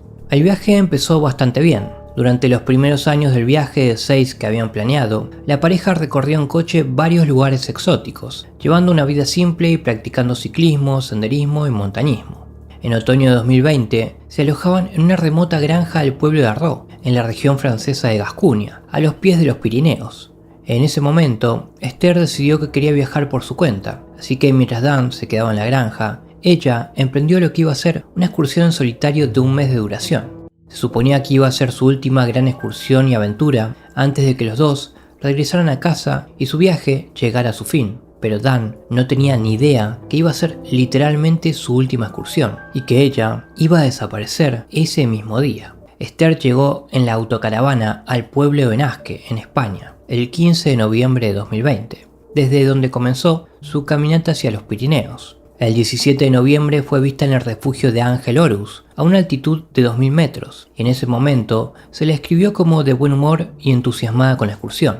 El 22 de noviembre se puso en contacto con Dan desde la cima del Pic de Saubergarde, a través de la aplicación WhatsApp, enviándole una foto y diciéndole que planeaba caminar 12 kilómetros entre Port de la Glérée y Port de Benasque, antes de descender las montañas hasta el refugio de Benasque, en Francia, donde pasaría la noche. Fue la última vez que Dan supo de su mujer. El 25 de noviembre, cuando acudió a la cita acordada, Dan no la vio por ninguna parte y avisó a las autoridades. Pronto encontraron la caravana abandonada, pero en aquel momento no había demasiada preocupación, ya que Esther se describía como una persona en muy buena forma física, ávida de actividades al aire libre y excursionista experimentada. Y además el tiempo había sido soleado y despejado, con solo una ligera nevada. Sabía cómo sobrevivir en la naturaleza y se supuso que tal vez se había desviado del camino o estaba tardando más de lo esperado en llegar a su destino. Pero a medida que pasaban los días, sin noticias de la mujer, la búsqueda se hacía más urgente. Los equipos de rescate de montaña usaron caninos, helicópteros y drones para rastrear la zona, pero no había señales de ella ni de que hubiese llegado a su destino. Mientras tanto, se seguían algunas pistas nuevas. La policía cree que las últimas personas que la vieron fueron un hombre llamado Marty Vigo del Arco y su novia, que informaron de que se habían cruzado con ella subiendo del Pic de Sauvegarde en su propio descenso antes de que tuviera su último contacto con Dan. Explicaron que la mujer iba muy cargada con una mochila y que les había pedido algo de fruta, pero al final fue una pista que no llegó a ninguna parte.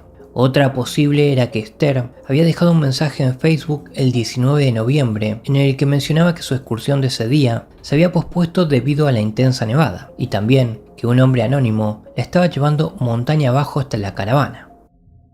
Otra pista la dio un hombre llamado José Antonio Ballarín, que el 21 de noviembre, el día antes de su desaparición, la llevó en coche hasta el sendero que conduce a la montaña donde fue vista por última vez. Sin embargo, según Ballarín, ella le contó la ruta que había planeado, que era muy distinta de la que había comunicado a los demás, y que la policía creía que había seguido.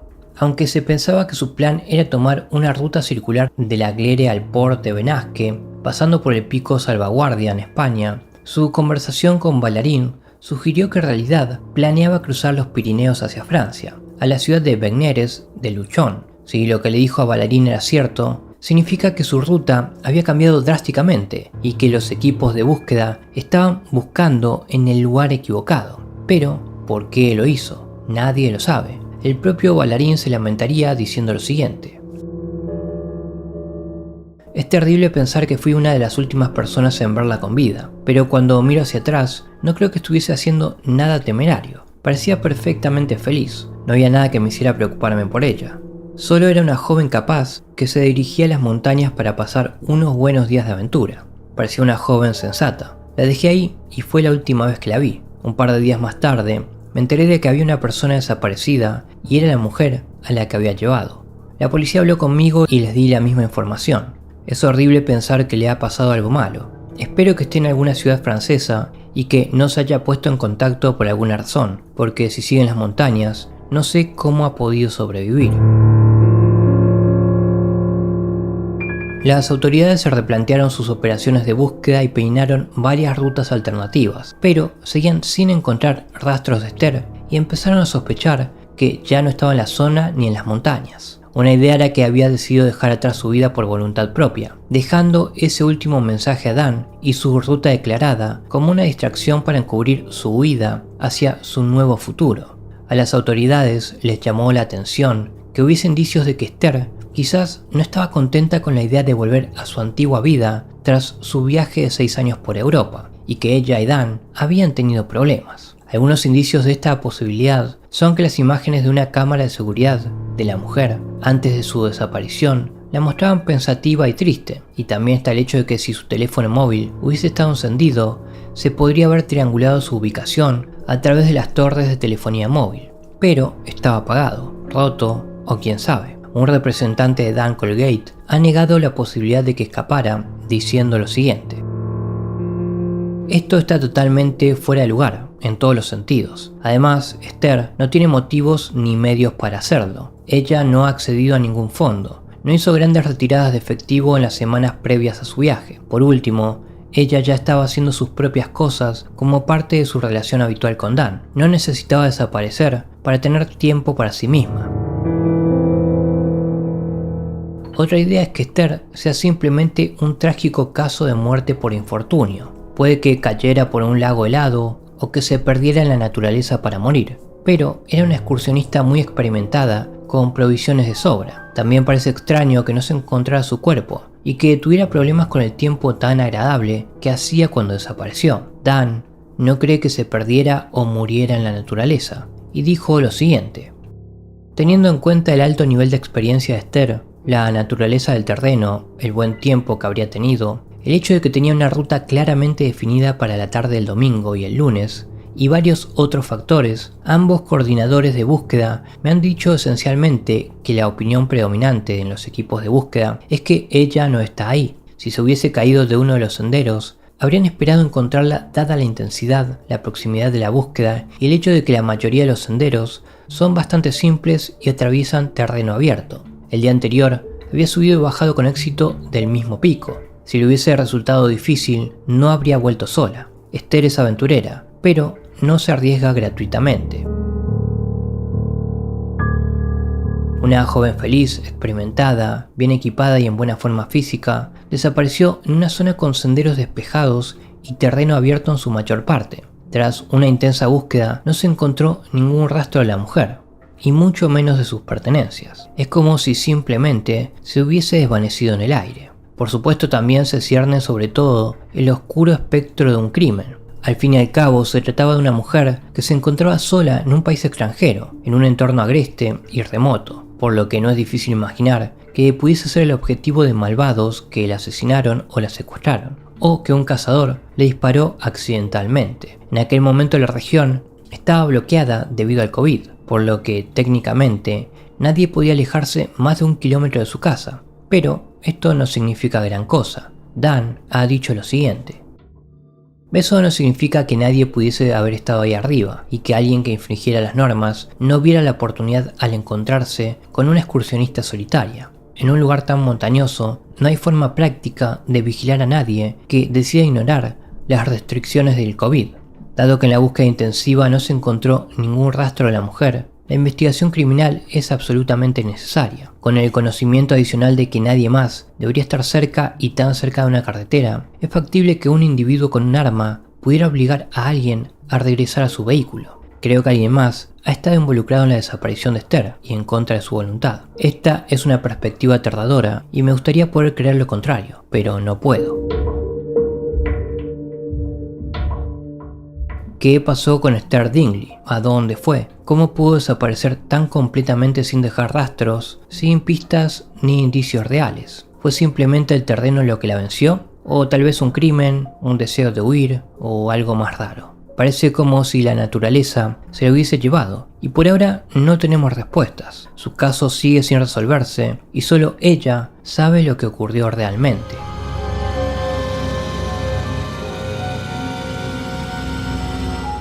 Entre las desapariciones misteriosas, hay a veces algunas que quedan inexplicablemente ligadas a los lugares donde se han producido, ya sea por las sombrías circunstancias de la propia desaparición o por alguna historia heredada del lugar. A veces uno no puede separarse del otro. El lugar y el incidente se unen en una ceremonia de pistas misteriosas y desconcertantes.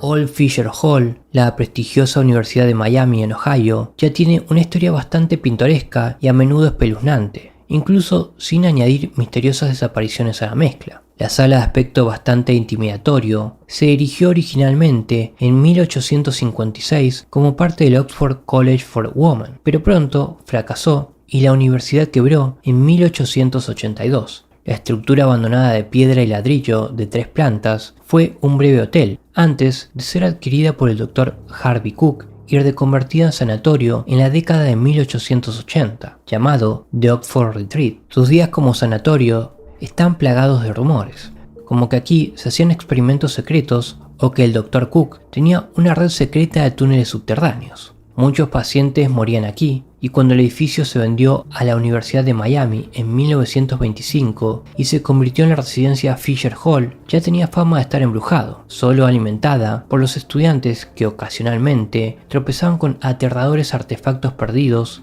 de sus días como manicomio. En 1953 vivía en Fisher Hall un estudiante de segundo año de la universidad llamado Ronald Henry Taman Jr. Era un estudiante prometedor y popular que participaba en muchas actividades como la banda de jazz de la universidad, la fraternidad Delta Tau Delta y el equipo de lucha libre de la escuela, y además sacaba buenas notas. No había nada que le distinguiera como un miembro de éxito del alumnado. Pero una noche de abril de ese año, las cosas darían un giro oscuro y Tamen desaparecería de la faz de la Tierra para convertirse en el misterio sin resolver más famoso de la historia de esta universidad.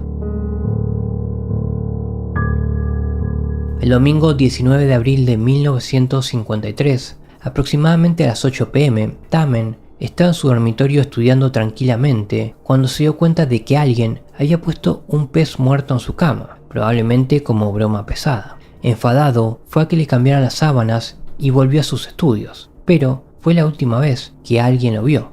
Se sabe que volvió a su habitación y entró a las 8:30 p.m., y aunque nadie lo vio salir de nuevo, cuando su compañero de habitación, Charles Findlay, volvió, a eso de las 10 p.m., Tamen no estaba por ninguna parte. Las luces estaban encendidas, la radio sonaba y en su escritorio había un libro de texto abierto. Su reloj, su ropa, su cartera, las llaves del auto, el carnet de identidad y otros objetos personales estaban ahí, y su compañero de piso supuso que se había ido de fiesta con su fraternidad. Se avisó a las autoridades que descubrieron que el auto de Tamen, un Chevrolet sedán dorado de 1938, seguía en el aparcamiento, con su preciado violín bajo el asiento trasero. Curiosamente se descubrió que la noche anterior se había dejado olvidado el abrigo, a pesar de que en abril hacía un frío inusual y caía una nevada. Su cuenta bancaria estaba intacta y se calculó que había salido de la habitación con no más de 15 o 20 dólares encima. Se consideró raro que, a pesar de que Tamen había abandonado su curso de psicología unas semanas antes, el libro de texto que estaba abierto en su escritorio era de esa misma clase. ¿Por qué iba a estudiar eso? No se encontró que nada faltara, salvo una funda de la almohada del joven, aunque se desconocía qué relación podía tener con algo.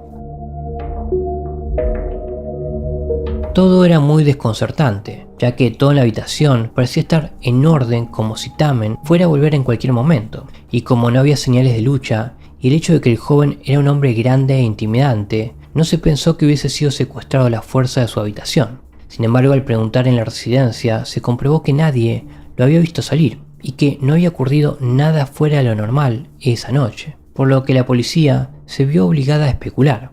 ¿Habría sufrido algún tipo de enfermedad mental?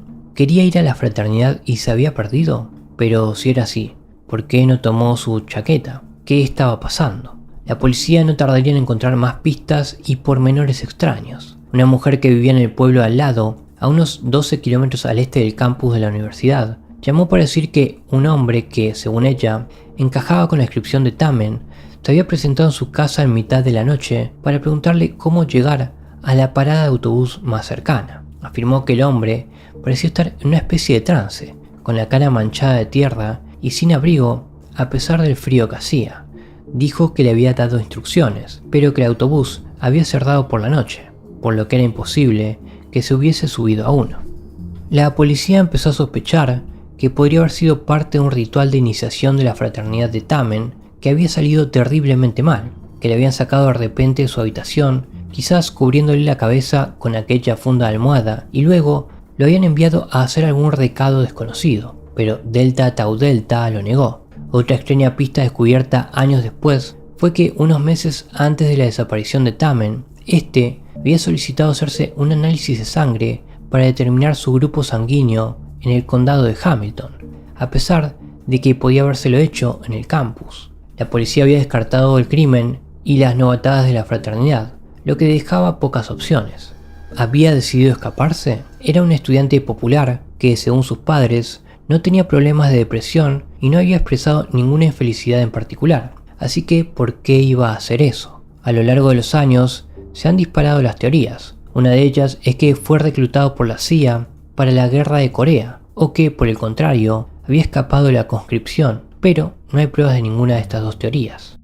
Otra hipótesis es que tal vez había dejado embarazada a una chica y quería evitar avergonzar a su familia, lo que podría explicar el análisis de sangre, pero esto es puramente especulativo. Otra teoría es que había tenido algún tipo de episodio de amnesia o había entrado en un estado de fuga, pero entonces, ¿qué había causado esto y por qué desapareció sin más, sin que se encontrara ningún cuerpo? Por supuesto sigue existiendo la idea de que fue una broma de la fraternidad que salió mal y que sus hermanos de fraternidad podrían incluso haberlo matado accidentalmente y haberse deshecho del cuerpo, pero de nuevo, la fraternidad lo ha negado rotundamente y nunca ha habido ninguna prueba en este sentido. Existe la idea de que los fantasmas de Fisher Hall tuvieron algo que ver. Tal vez la locura de los años en el sanatorio se proyectó en él y le hizo cometer una imprudencia. También en esta línea hay un relato interesante que data de noviembre de 1953, apenas unos meses después de su desaparición. Esa noche los residentes de Fisher Hall afirmaron que les había despertado alguien cantando en el exterior. Cuando los estudiantes fueron a investigar, vieron una figura alta y delgada vestida de blanco, que según algunos se parecía al desaparecido Tamen. Algunos de los residentes de Fisher Hall intentaron acercarse a la figura, pero afirmaron que se retiró con una velocidad sobrehumana. De hecho, a lo largo de los años, el supuesto fantasma de Tamen ha sido visto con bastante frecuencia en el campus, y tanto si realmente tiene algo que ver con Tamen como si no, todo es definitivamente aterrador. En 1978, Fisher Hall fue demolido, y solo para estar seguros, la policía lo hizo registrar completamente, pero nunca se encontraron restos. De hecho, nunca se le ha vuelto a ver, no ha habido ninguna pista nueva. Una persona que cree conocer la respuesta es la ex alumna de la Universidad de Miami, Jennifer Wagner, que ha pasado casi una década profundizando en el caso en su propia investigación personal. Descubrió que el FBI se había deshecho de las huellas dactilares de Tamen en 2002, lo que resulta extraño, ya que la agencia solo suele hacerlo 7 años después de que se demuestre la muerte de una persona, algo que nunca ha ocurrido oficialmente con Tamen. Esto ha llevado a Wenger a creer que no solo el FBI sabe algo que nosotros no sabemos, sino que Tamen en realidad murió en 1995. Entonces, ¿dónde habría estado durante esos 42 años que estuvo desaparecido? Bueno, según Wagner, el profesor de psicología de Tamen estaba involucrado en algún tipo de programa de hipnosis de la CIA y lo reclutó, ya fuera voluntariamente o de otra manera, después de lo cual trabajó para el gobierno y luego se retiró, tal vez teniendo su mente borrada, y se le dio una nueva identidad. El Fisher Hall puede que ya no exista, pero ha quedado firmemente vinculado a la desaparición de Tamen. Su desaparición se funde con el resto de la oscura historia de este lugar, empañando y ahogando cualquier otro recuerdo mejor que esta sala pudiera haber guardado alguna vez. ¿Qué le ocurrió? ¿Fue una broma que salió mal? ¿Escapó para dejar su vida? ¿Fue reclutado por algún tipo de programa de control mental de la CIA? ¿O fueron los fantasmas de este espeluznante lugar los que se cobraron otra víctima? Al final, Tamen abandonó esa habitación en 1953 y no se le ha vuelto a ver desde entonces, sin que su desaparición esté más cerca de ser explicada ahora que en ese entonces.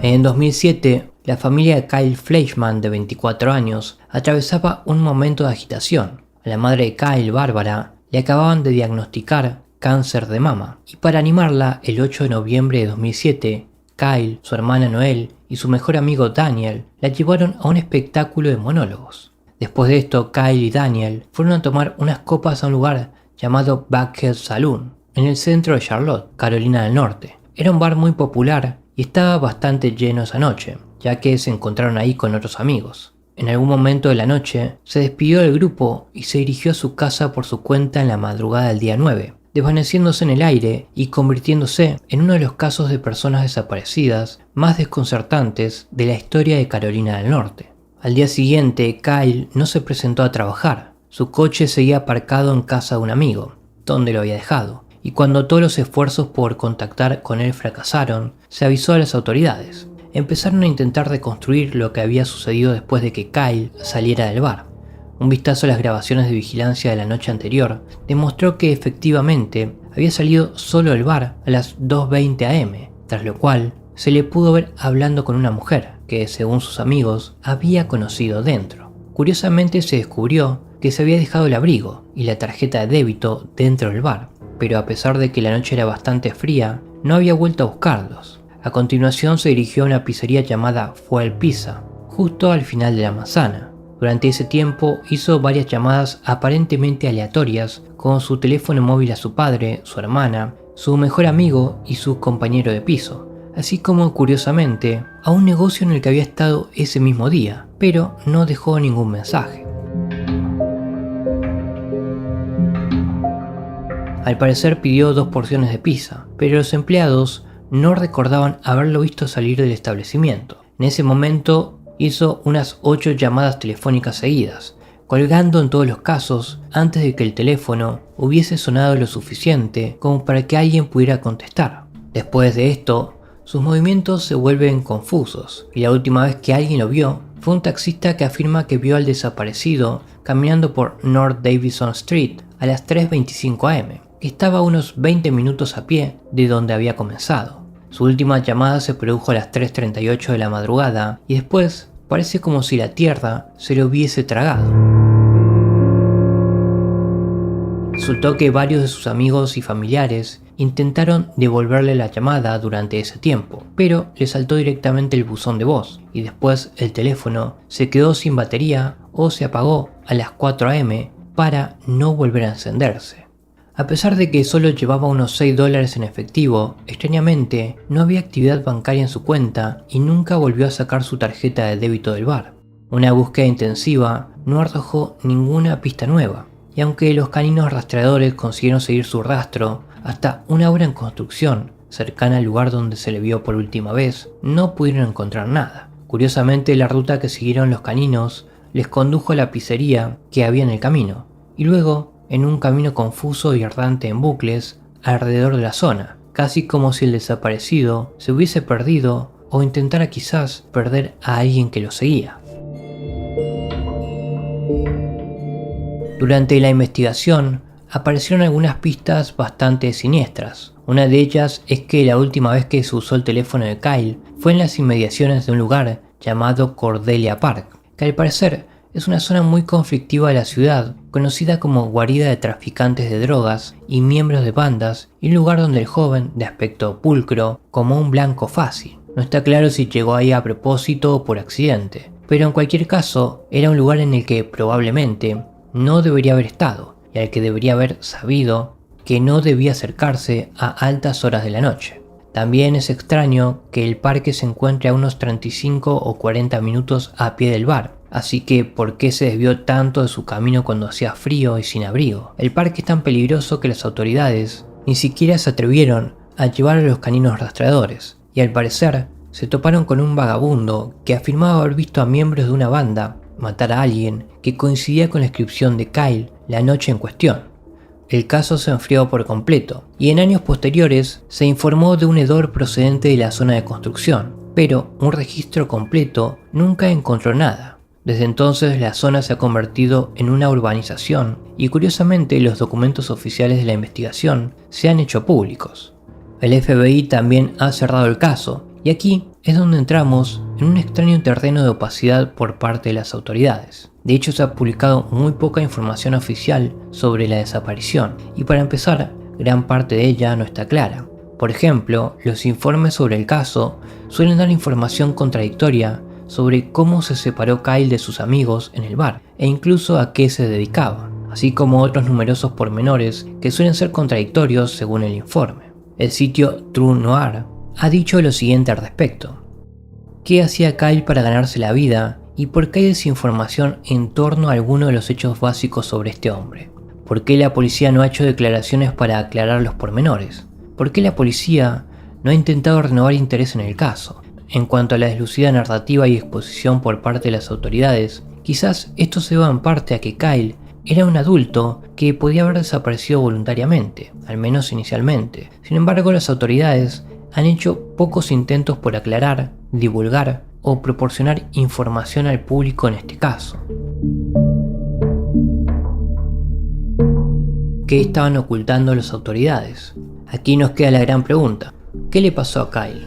Su familia y amigos dicen que es muy improbable que escapara y dejara atrás su vida sin decir nada. Su madre y él habían estado muy unidos, y él se había empeñado en ayudarla a superar su enfermedad. Se le describía como una persona muy responsable y cariñosa, poco inclinada a dejar atrás a su familia o sus responsabilidades, y tampoco se le conocían problemas de abuso de sustancias, tampoco enemigos, y era un joven afable que caía bien a todo el mundo. La teoría más extendida es que, en estado de embriaguez, se confundió y fue a parar a ese parque en la parte equivocada de la ciudad, donde fue asesinado por traficantes o gángsters y enterrado, muy probablemente, en esa obra en construcción. según la familia. ¿Fue víctima de un crimen callejero al azar o hay algo más? ¿Realmente no había nada en esa obra en construcción o las autoridades estaban ocultando algo? No hay manera de saberlo, no ha habido nuevas pistas y Kyle Fleischmann nunca ha sido visto de nuevo. Otra persona que ha logrado simplemente desaparecer de la nada.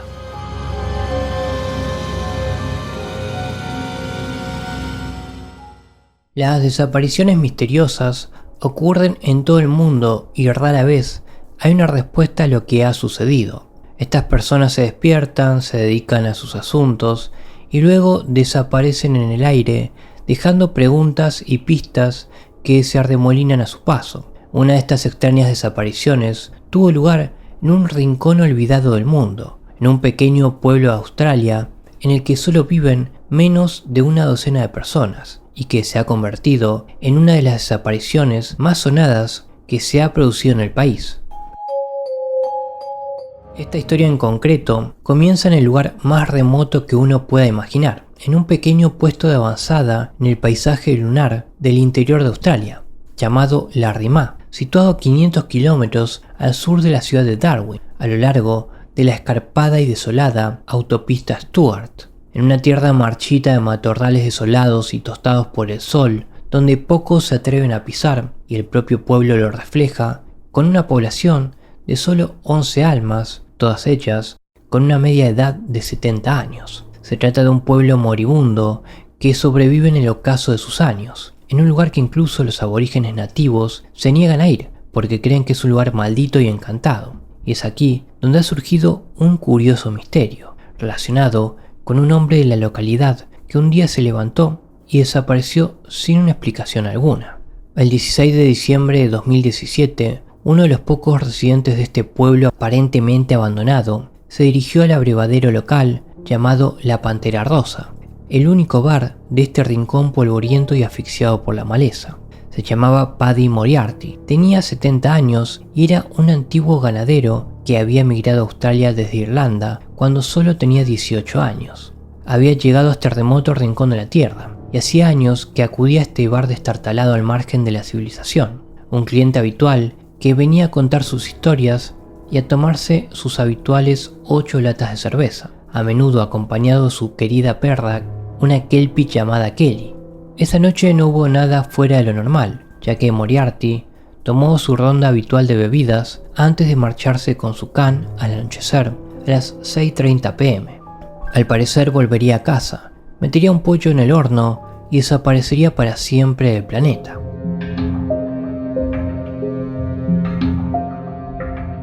En un pueblo de solo 11 habitantes, pronto se dieron cuenta de que Moriarty no estaba, y los vecinos que se acercaban a ver si estaba bien no encontraron ningún rastro del hombre. Cuando se dio cuenta de que posiblemente había algo raro, se avisó a la policía y se organizó una búsqueda masiva, buscando por toda la zona, incluidos los bosques circundantes, la presa e incluso el vertedero de la ciudad, todo en vano.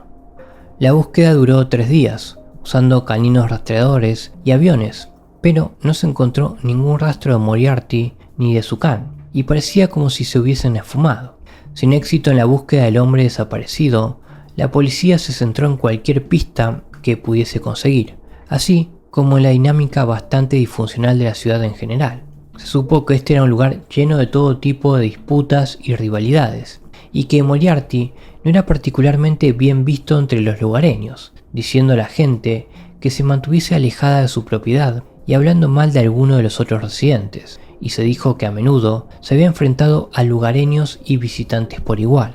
También se le acusó de gastar bromas en el pueblo, como dejar un canguro muerto fuera de la casa de un vecino a modo de broma, así como de haber tenido muchas discusiones y disputas con los demás habitantes del pueblo, y bromas como estas hicieron sospechar que tal vez había algún tipo de crimen. La policía comenzó a interrogar a todos y a cada uno de los residentes locales que quedaban, a los 10, pero todos y cada uno de ellos negaron haber tenido algo que ver, y no había pruebas para enganchar a nadie en particular. La policía dirigió su mirada hacia la última persona que había visto a Moriarty con vida, el camarero de la Pantera Rosa, un tal señor Barry Sharp, de 76 años. Sin embargo, dio a la policía la misma historia que todos los demás, diciendo que Moriarty había entrado por sus bebidas y luego se había ido para desaparecer para siempre sin dejar rastro. En el patio de Sharp había una colección de animales exóticos, entre estos un enorme cocodrilo de agua salada llamado Sneaky Sam, y en un momento dado se pensó que el desaparecido podría haber tropezado con su recinto y haber sido devorado, pero no había ninguna prueba de esto. Otro sospechoso fue el vecino de Moriarty, Frank Hodgett, con el que había tenido una disputa de una década, pero esto tampoco llevó a ninguna parte. Teniendo en cuenta la edad del sospechoso, esto podría ser correcto, y la propia Hodgett dijo lo siguiente: no podría haberlo hecho de todos modos, estoy plagada de artritis, imagíname llevando al can, no tendría sentido, tengo osteoporosis amigo, si hiciera algo violento como eso, me rompería todos los huesos.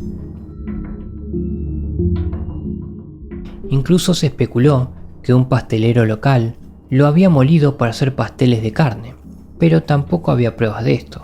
En cuanto a las pruebas dejadas en casa de Moriarty, había pocas pistas dignas de mención. Un pollo había sido colocado en el horno y un sombrero había sido colocado sobre una nevera. Las gafas del hombre también fueron dejadas atrás, pero no había signos de lucha o cualquier tipo de crimen. La búsqueda de los archivos del hombre también fue bastante inútil, ya que la ciudad no tenía servicio Wi-Fi y el anciano era más o menos un recluso, que apenas había hecho uso de su propio teléfono fijo. Se intervino su computadora y se descubrió que contenía un mensaje de alerta de virus y que se habían realizado llamadas salientes desde la cabina pública a las 6:30 p.m. y 6:31 al número indicado en el mensaje, pero hasta ahí llegó la pista. El misterioso caso de la desaparición de Paddy Moriarty nunca ha sido resuelto y ha aparecido por todas partes en publicaciones tan respetables como New York Times, The Guardian y The Times of London, pero aún no se han encontrado respuestas reales. ¿Qué le pudo pasar a esta pobre alma que vivía al margen de la sociedad moderna? ¿Hubo un crimen? Y en caso afirmativo, ¿quién lo hizo y por qué? ¿Cómo puede desaparecer alguien de una comunidad tan pequeña? Al día de hoy, el caso sigue sin resolverse y no se han dado más respuestas, por lo que se trata de otra de las muchas desapariciones que el mundo parece haberse tragado.